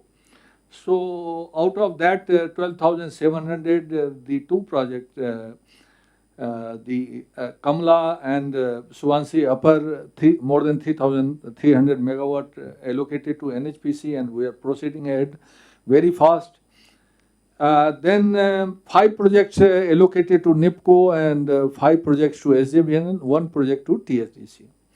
So, but the government is now actively, CAS, Ministry of Power and even Arunachal government, they are actively following up and pursuing for the start of these projects. So yes, rightly said by mentioned by the earlier speaker that political willpower and administrative support, these two things are required for the development of hydro projects. I will mention you, we are constructing one Pakaldul project in Jammu and Kashmir, and the dam is the critical structure CFRD, concrete face rockfill dam. Since more than a year, we are processing the process. We are in the process of getting a location of the quarry site for the dam rock. So that is the mechanism here in our country. We are more inclined to follow the procedure, follow the rules and regulation, not much inclined to resolve the issue so that to move a step forward and to expedite the construction of the project. So that is there. So basin wise indication of the project has been made. Even from Suvansi Upper, there is more than 5,000 megawatt capacity projects are there, and government has indicated that those projects in the Suvansi basin will be allocated to NHPC. We are going to do central financial assistance. This is good thing the Ministry of Power has done, that CFA they have approved, and with the form of CFA now the government of Arunachal or government of any northeastern states, they are also a JV partner of the central PSU. In that case, the ownership will be there, and probably their support will be there. So that is good thing that 24% of the equity support will be given by the government of India. So that is there. Next. Sir, challenges we have discussed. Land acquisition is the biggest challenge because there is no land record in most of the northeastern states, especially in Arunachal Pradesh. That is all community land and even forest land. Some of the forest land, unclassified estate forest land, the claim of the forest department, compensation to the forest department also, compensation to the community also. So double compensation for the unclassified forest land. NPV to the reserve forest land. So many things, so many compensations there. Challenges as regards to environmental is there. Lack of adequate infrastructure, discussed roads and bridges. In Arunachal Pradesh, since more than a year, we are advocating for the construction and connection of the two national highway. One national highway is near Gogamukh, and one national highway at Arunachal Trans National Highway. So connecting that 198-kilometer length of the road is there. DPR already prepared by NHDCL.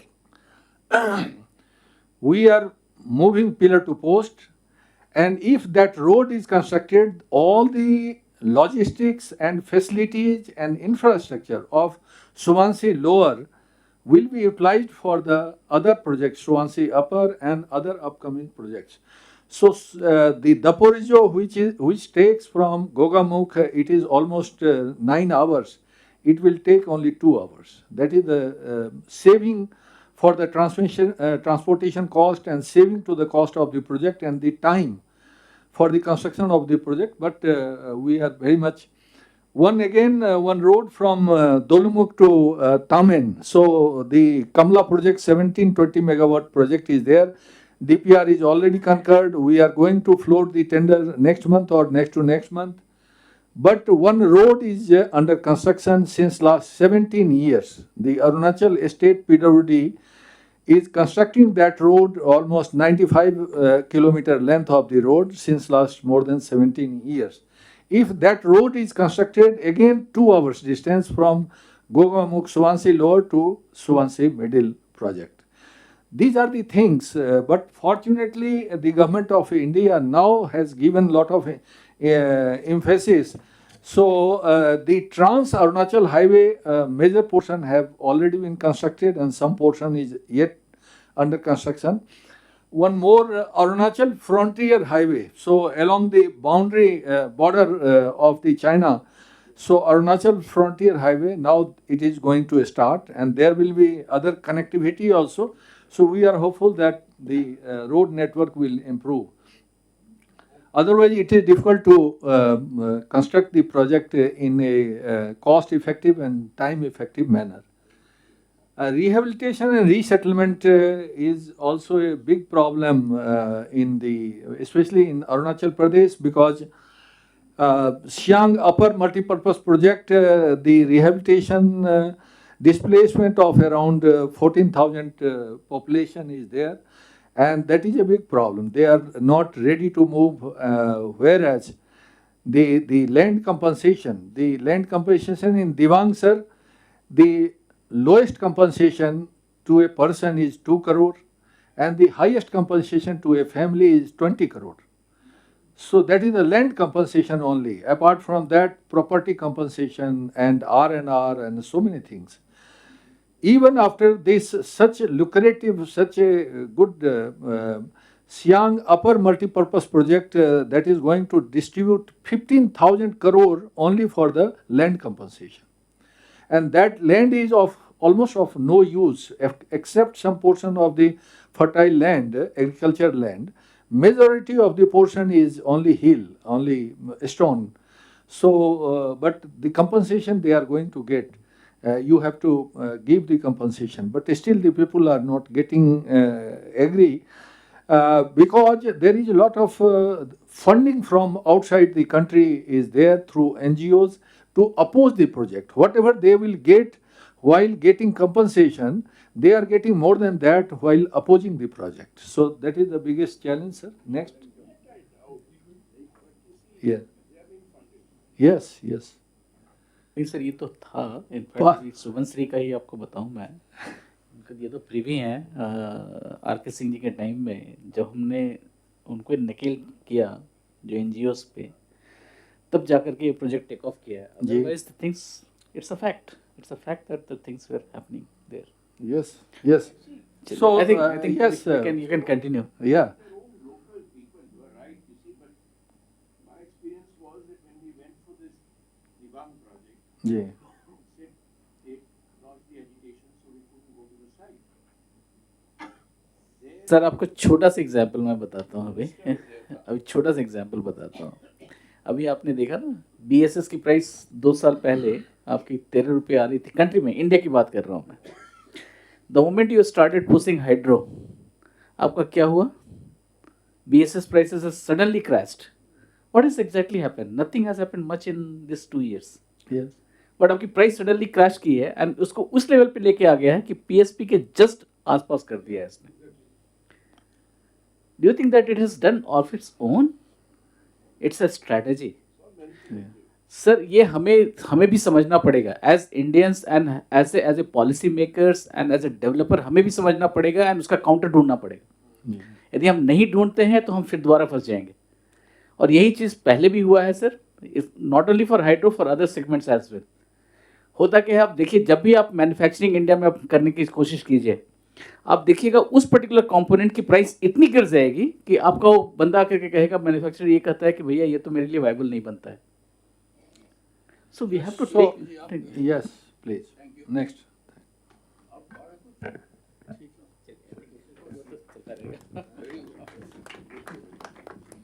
Thank you, sir, for inviting me.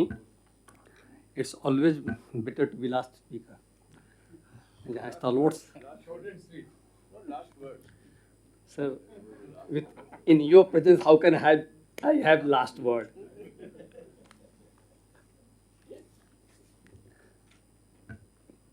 Sir, I must congratulate IEF and Sahi Sahab that अभी few days पहले North East investment summit हुई और उसके बाद आपने sir North East की hydro which is the most potential element और item for North East development. It can really play wonder with north eastern economy and help country as a whole in our movement towards green energy. Sir many things have already come up. So enabling infrastructure, this we have been hearing from our days in state power sector, power ministry, and then back to state, and then going to private sector and back. So this enabling infrastructure, we keep hearing that this much of grant, this much 1 crore per megawatt. Sir, we have to do it or consider doing it differently. The project development should be left to the developer or promoter.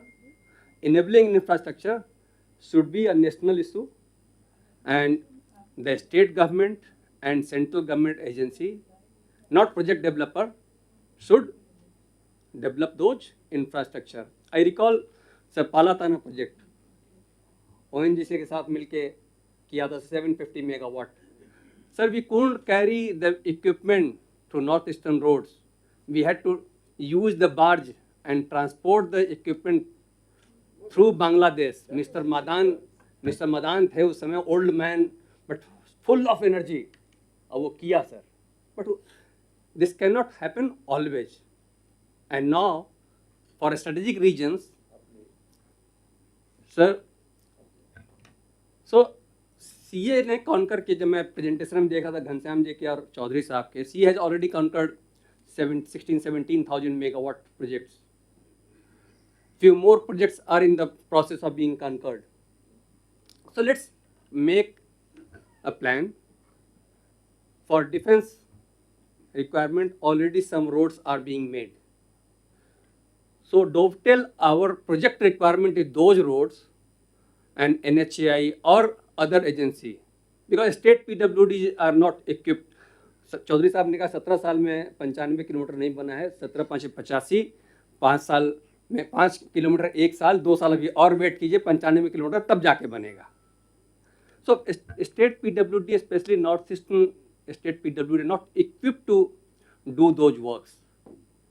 So एक तो enabling infrastructure के लिए we have to go separated from project team and do it as national priority, as a strategic priority. Then से clearances के लिए, sorry, यदि आप उसको फिर से दोबारा दे देंगे नेशनल प्रायोरिटी में, तो आपका दो ही एजेंसी है, या तो NHI करेगा या फिर आपका स्टेट PWD करेगा. Again you will back to the same problem. BRO can be one choice. You are right. BRO can be one choice.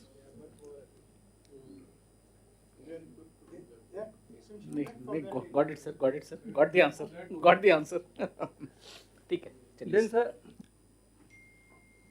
involve credible private sector parties also. If private sector can do projects in Bhutan and Nepal, why can't they do in India? What is that which is stopping them from doing in India? We must address those. And suppose there are 10 projects or 15 projects.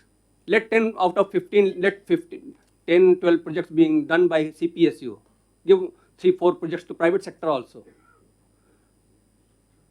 Then clearances, sir, you have the experience in UMPP, in coal also, coal block development, railway development.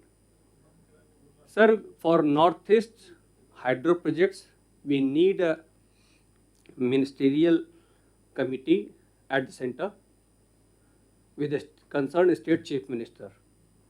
We should facilitate and support clearances, review the enabling infrastructure, and a working group can be made under Power Secretary with Environment Secretary and whoever the Department Road or CWC involved in that. These two things I think are very vital for the development of hydro sector in North State, and regulatory and other financing has already been talked about. I don't want to touch on them. Local communities are, unless we go for some revenues, visible revenue sharing model, which gets them some amount of income from the day one of the project commissioning, they will not, because that is also being instigated by power or forces which are inimical to us. So we must address those also. And eliminating infrastructure is the crux of the development of hydro projects in Northeast. And we must address those situations, sir. And transmission, again, sir, we are supporting RE in a big way. Why not the same support can be extended to hydro projects? They are also serving the same purpose. And hydro has one more added advantage, that it can help meeting peak requirement, which RE doesn't. Thank you, sir.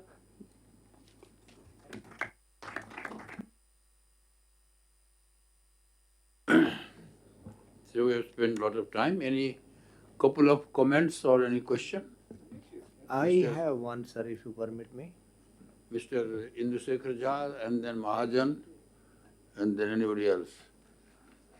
Sir, this is well presented. Of course, there is a lot of issues with project development. But I want to say, sir, the Northeast is a little bit different. The power is not going to consume there. And hence, evacuation plan should be different from the others. But as I remember, the chicken neck area, which is the main path for transmission equation, not only Northeast, but Bhutan plus Sikkim. While the Bajpayee Sahab program has come 50,000, we have developed a system of 4 HVDC, 6,000, 24,000. Once 6,000 are met, I don't know whether the space is there or not. Day by day, the space is getting residential, everything, all the pipeline. That's why I'm a little bit afraid when Chaudhary after 36 gigawatt is there. You have to plan. Here, the planning has to be comprehensive. Or immediately, if you want to develop 30 gigawatt, immediately phase-wise, a transmission work has to be, because construction line through the chicken neck area, so in between we have tried for Bangladesh area, etc. But I am very doubtful even 25,000 megawatt will evacuate. That's why, sir, please see that is the major comment. Very relevant, sir. This is the Lighting loads. It's Northeast में lighting loads और कोई loads ही नहीं. नहीं कुछ भी नहीं है. Industrial load नहीं है, transportation load नहीं है, कोई loads नहीं. See, it was used to brief me when I was just done. But power will have to come to other part of the country, na? And what he is saying rightly, that it is getting built up. So you don't have that overhead corridor. And you have issues of forest clearance in that area. Any other comment? Any other comment? Yes, sir. Quick. Both the presentations made by CMNCA and CMD NHPC have highlighted the challenges in the hydro projects, especially in the Northeast. There seem to be more challenges and less of opportunities. At the micro level, I think we have not mentioned one area which delays the construction of the equipment. One, it reaches the site, especially because of lack of trained manpower in executing that, you see. Especially because the hydro projects, the component size are much bigger, and because of the transportation problems, roads and bridges not being available, a lot of construction activities in terms of fabrication and welding also has to be done at site. There is a lack of trained manpower in that. When Ghanshyam Das ji was mentioning about the need of institutions of national importance, I felt that an institute of training the welders in those areas will also do service. I am associated with one welding institute, we call it Indian Welding Society, which is propagating the welding technology developments and helping training welders, mostly in the thermal areas. And in Arunachal Pradesh also a project has been taken up for training the welders. If local population can be picked up and trained by such institutions, employment will also increase, earnings will also increase, and availability of manpower for faster execution of the projects, that will also help. I'll only request, sir, if you can send us the Yes, sir, brochure of that. We Because are in normally touch. what we have started, sir, this is the problem that we are facing in transmission as well. So there also we are picking up this kind of activities, and we are trying to train more manpower now. So we'll do this. We As have the well. discussion with ASDM, that the Assam Skill Development Mission, to train people in the Assam area. Itanagar, we are having a meeting sometime in. इसको sir focus करना पड़ेगा, तभी होगा। और उसमें हमने क्या किया कि ट्रांसमिशन डेवलपर के साथ हमने टाई अप कराया है। तो क्या होगा कि उनको जो पावर, जो जिनको ट्रेन करेंगे उसको हायर भी करेंगे, तो फिर आपका एक टेक हो जाता है। Recently, government, approved a scheme of about 100 crore given to BHLWRI for training 5,000 welders per year, mainly for the thermal areas. Same scheme can be projected for training welders in the hydro area also. You have the ITIs there, have to adopt those very closely. हाँ sir, अभी हम लोग देखिए दो चीज़ होता है sir, कि एक है कि जेनरिक ट्रेनिंग आप करते हैं, तो जेनरिक वाले में फिर वो बच्चा ऐसे ही रह जाता है। बट यदि आप स्पेसिफाइड ट्रेनिंग कराएंगे ना, तो फिर उसमें क्या होता है कि उनकी फिर वो ऑफ टेक हो जाती है। हाँ, एंड झा साहब जो बोल रहे थे उसका सर हम बेसिन वाइज स्टडी करा रहे हैं, एंड जितना भी उस साइड से भी क्वेश्चन होना है हमें, so you will find that report, transmission report, may be in 2 to 3 months time you will find that report. Sir acquire में प्रॉब्लम है, I discuss separately with you. Right now क्या है कि आप सिर्फ यदि आप उसको लैंड एक्वायर, सिर्फ एग्जांपल नेशनल हाईवे जो आप करते हैं उस पर आप कुछ और नहीं कर सकते आप, है ना। So it will have to have a trade off between the acquisition of land and then the आरओडब्ल्यूज। अभी कम से कम वहाँ पे आपकी खेती हो जाती है ना, except for the footprints, rest all the places you are able to do that. So वो सोचना पड़ेगा सर, क्योंकि आपके यहाँ लैंड भी उतनी नहीं है कि आप लैंड नहीं है सर, लैंड नहीं है, पूरा टी गार्डन है। और very different. Point you see he has made is कि वहाँ अगर आपके मकान बन गए, तो फिर आप वो लाइन नहीं ले जा सकते। हाँ, चलिए we'll discuss separately. All right. Very good. I think we had very excellent presentations, and of course, Secretary Par himself made a number of points which he jotted down from the observations made earlier than that, and he had also seen our own document. So he had a few points. Chairman CA made very extensive presentations, and then followed by all our panelists. One thing is very clear, that opportunities are there, but challenges are more. This is also very clear that all these challenges, unlike in typical solar or thermal projects, cannot be left to individual project developers, whether they are public sector or private sector. Public sector can handle a little bit, private sector may not be able to handle. So therefore, if we do have to develop Northeast, and we have to develop Northeast hydro projects for the reason that we need hydro projects. We need hydro capacity for the reason that it is renewable A, and B, with our solar expansion, it is going to be a support. This is making a strong case that why is it that we are able to do hydro projects in Bhutan and Nepal. Our private developers, public sector developers are going there, whereas they are finding it tough to do it in India.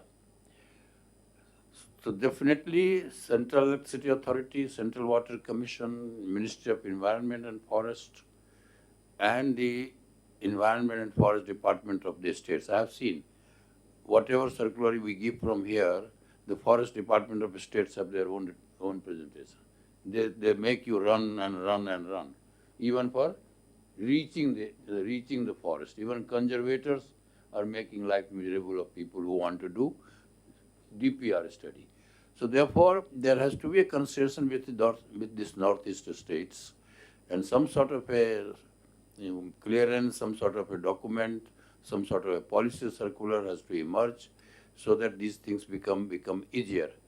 So one is that infrastructure development. I made that point, and Secretary also.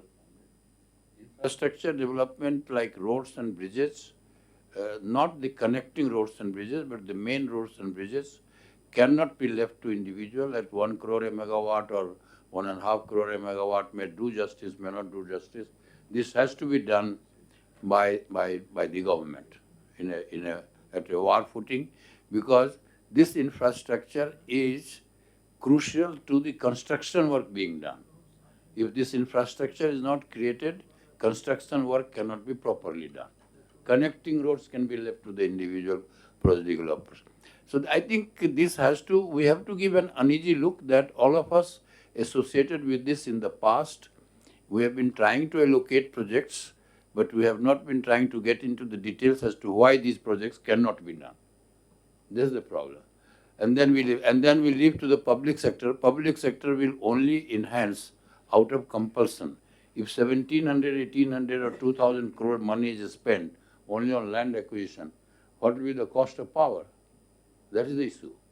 And the land, as Mr. Chaudhary made, in a land where most of the land giving no earning and yet trying to fetch the expectation of the people.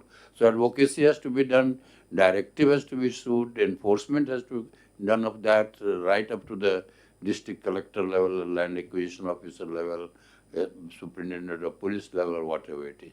So I think we have to really give a very serious look. The amount of ideas that have come from Chairman CA himself and from others. Anil Rajnan made a number of points, and the different presenters have made the points. We have to give, we don't have to dismiss these challenges. We have to go to the core of these challenges. And if we find that this is not to be done, then it cannot be done. Because we have been talking about this for some time, it is not there. So it's like you catch the bull by the horn sort of situation. So we have to get it done, and any shadow boxing and we want to do, you don't want to do, that I don't think that is possible. We will definitely give, and it's very good, Ghanshyam, that you continued with us, definitely try to compile all suggestions have been made. Some of the suggestions through brainstorming, we will also try to say, okay, these are not that important, but a large number of suggestions are very, very important. And you see, finally, I tell you, when we did Ultra Mega project, we took the responsibility.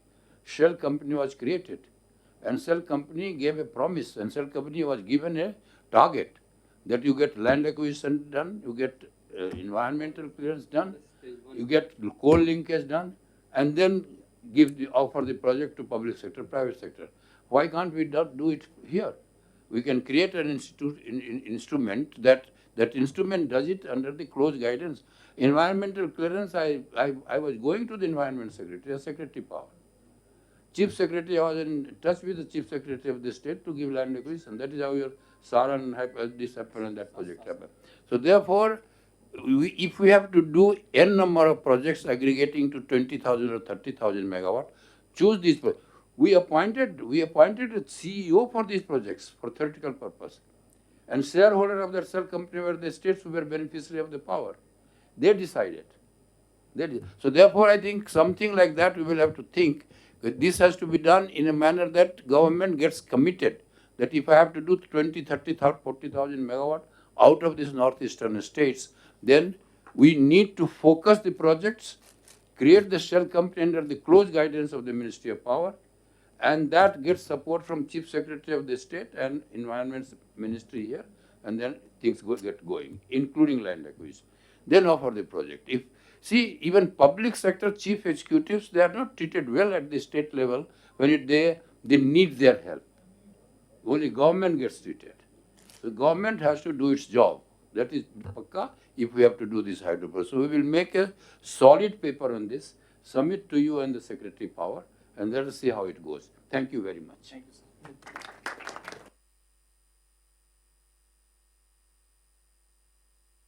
Can break for the high tea, not for the dinner. I think our head of the administration says that all the presenters, the panelists, we have to honor them with a memento. Oh, that's good, sir. I want them more than anything memento. That is what the secretary is making. There is a free lunch, no free dinner. Next time we will organize that, sir. For the next debate, we will organize I that. start with you. Thank you very much. भाई साहब का हमारा पुराना relationship है BSES की भी देते थे वो इसके अंदर वो नहीं है सर, yes वाले नहीं है.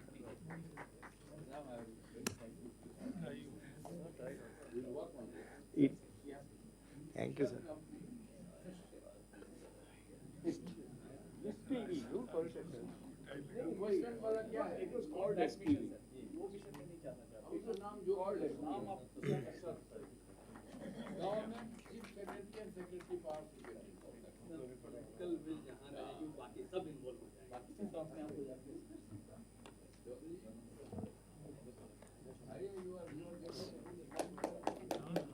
So it's my privilege to propose a vote of thanks to all the panelists for their brilliant, to the point, very specific and relevant presentation. And if I think this has been very beneficial to all of us, and the very first topic covered was very interesting. And if you agree with me that a lot of gaining has been done by all of us, and the professional presentations have really highlighted the challenges and the opportunities, please join me in giving them a big ovation.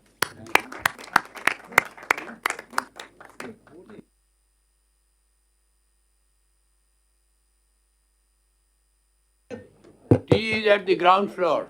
Tea and snacks. Photograph. Ajay. Anil, photo. Photo क्या करनी है? अरे अच्छा, my great friend Subramaniam is also there. Pathan साहब आप भी आ जाओ, जितने फ्रेम में आ जाओ. Ajay. किसका? आप इधर भी ग्रुप का एक ले लीजिए. और भी ले लीजिए. घूम के बजाज साहब. ये पैनल डिस्कशन के लिए ये हॉल अच्छा है. बढ़िया. अभी थोड़े दिन पहले आलोक जी ने भी ऑर्गेनाइज किया. हम तो हर महीना करेंगे ना कुछ ना नहीं, कुछ. चार्ज कितना है आप इसका? ये करेंगे इसको. नहीं, पहले तो किया.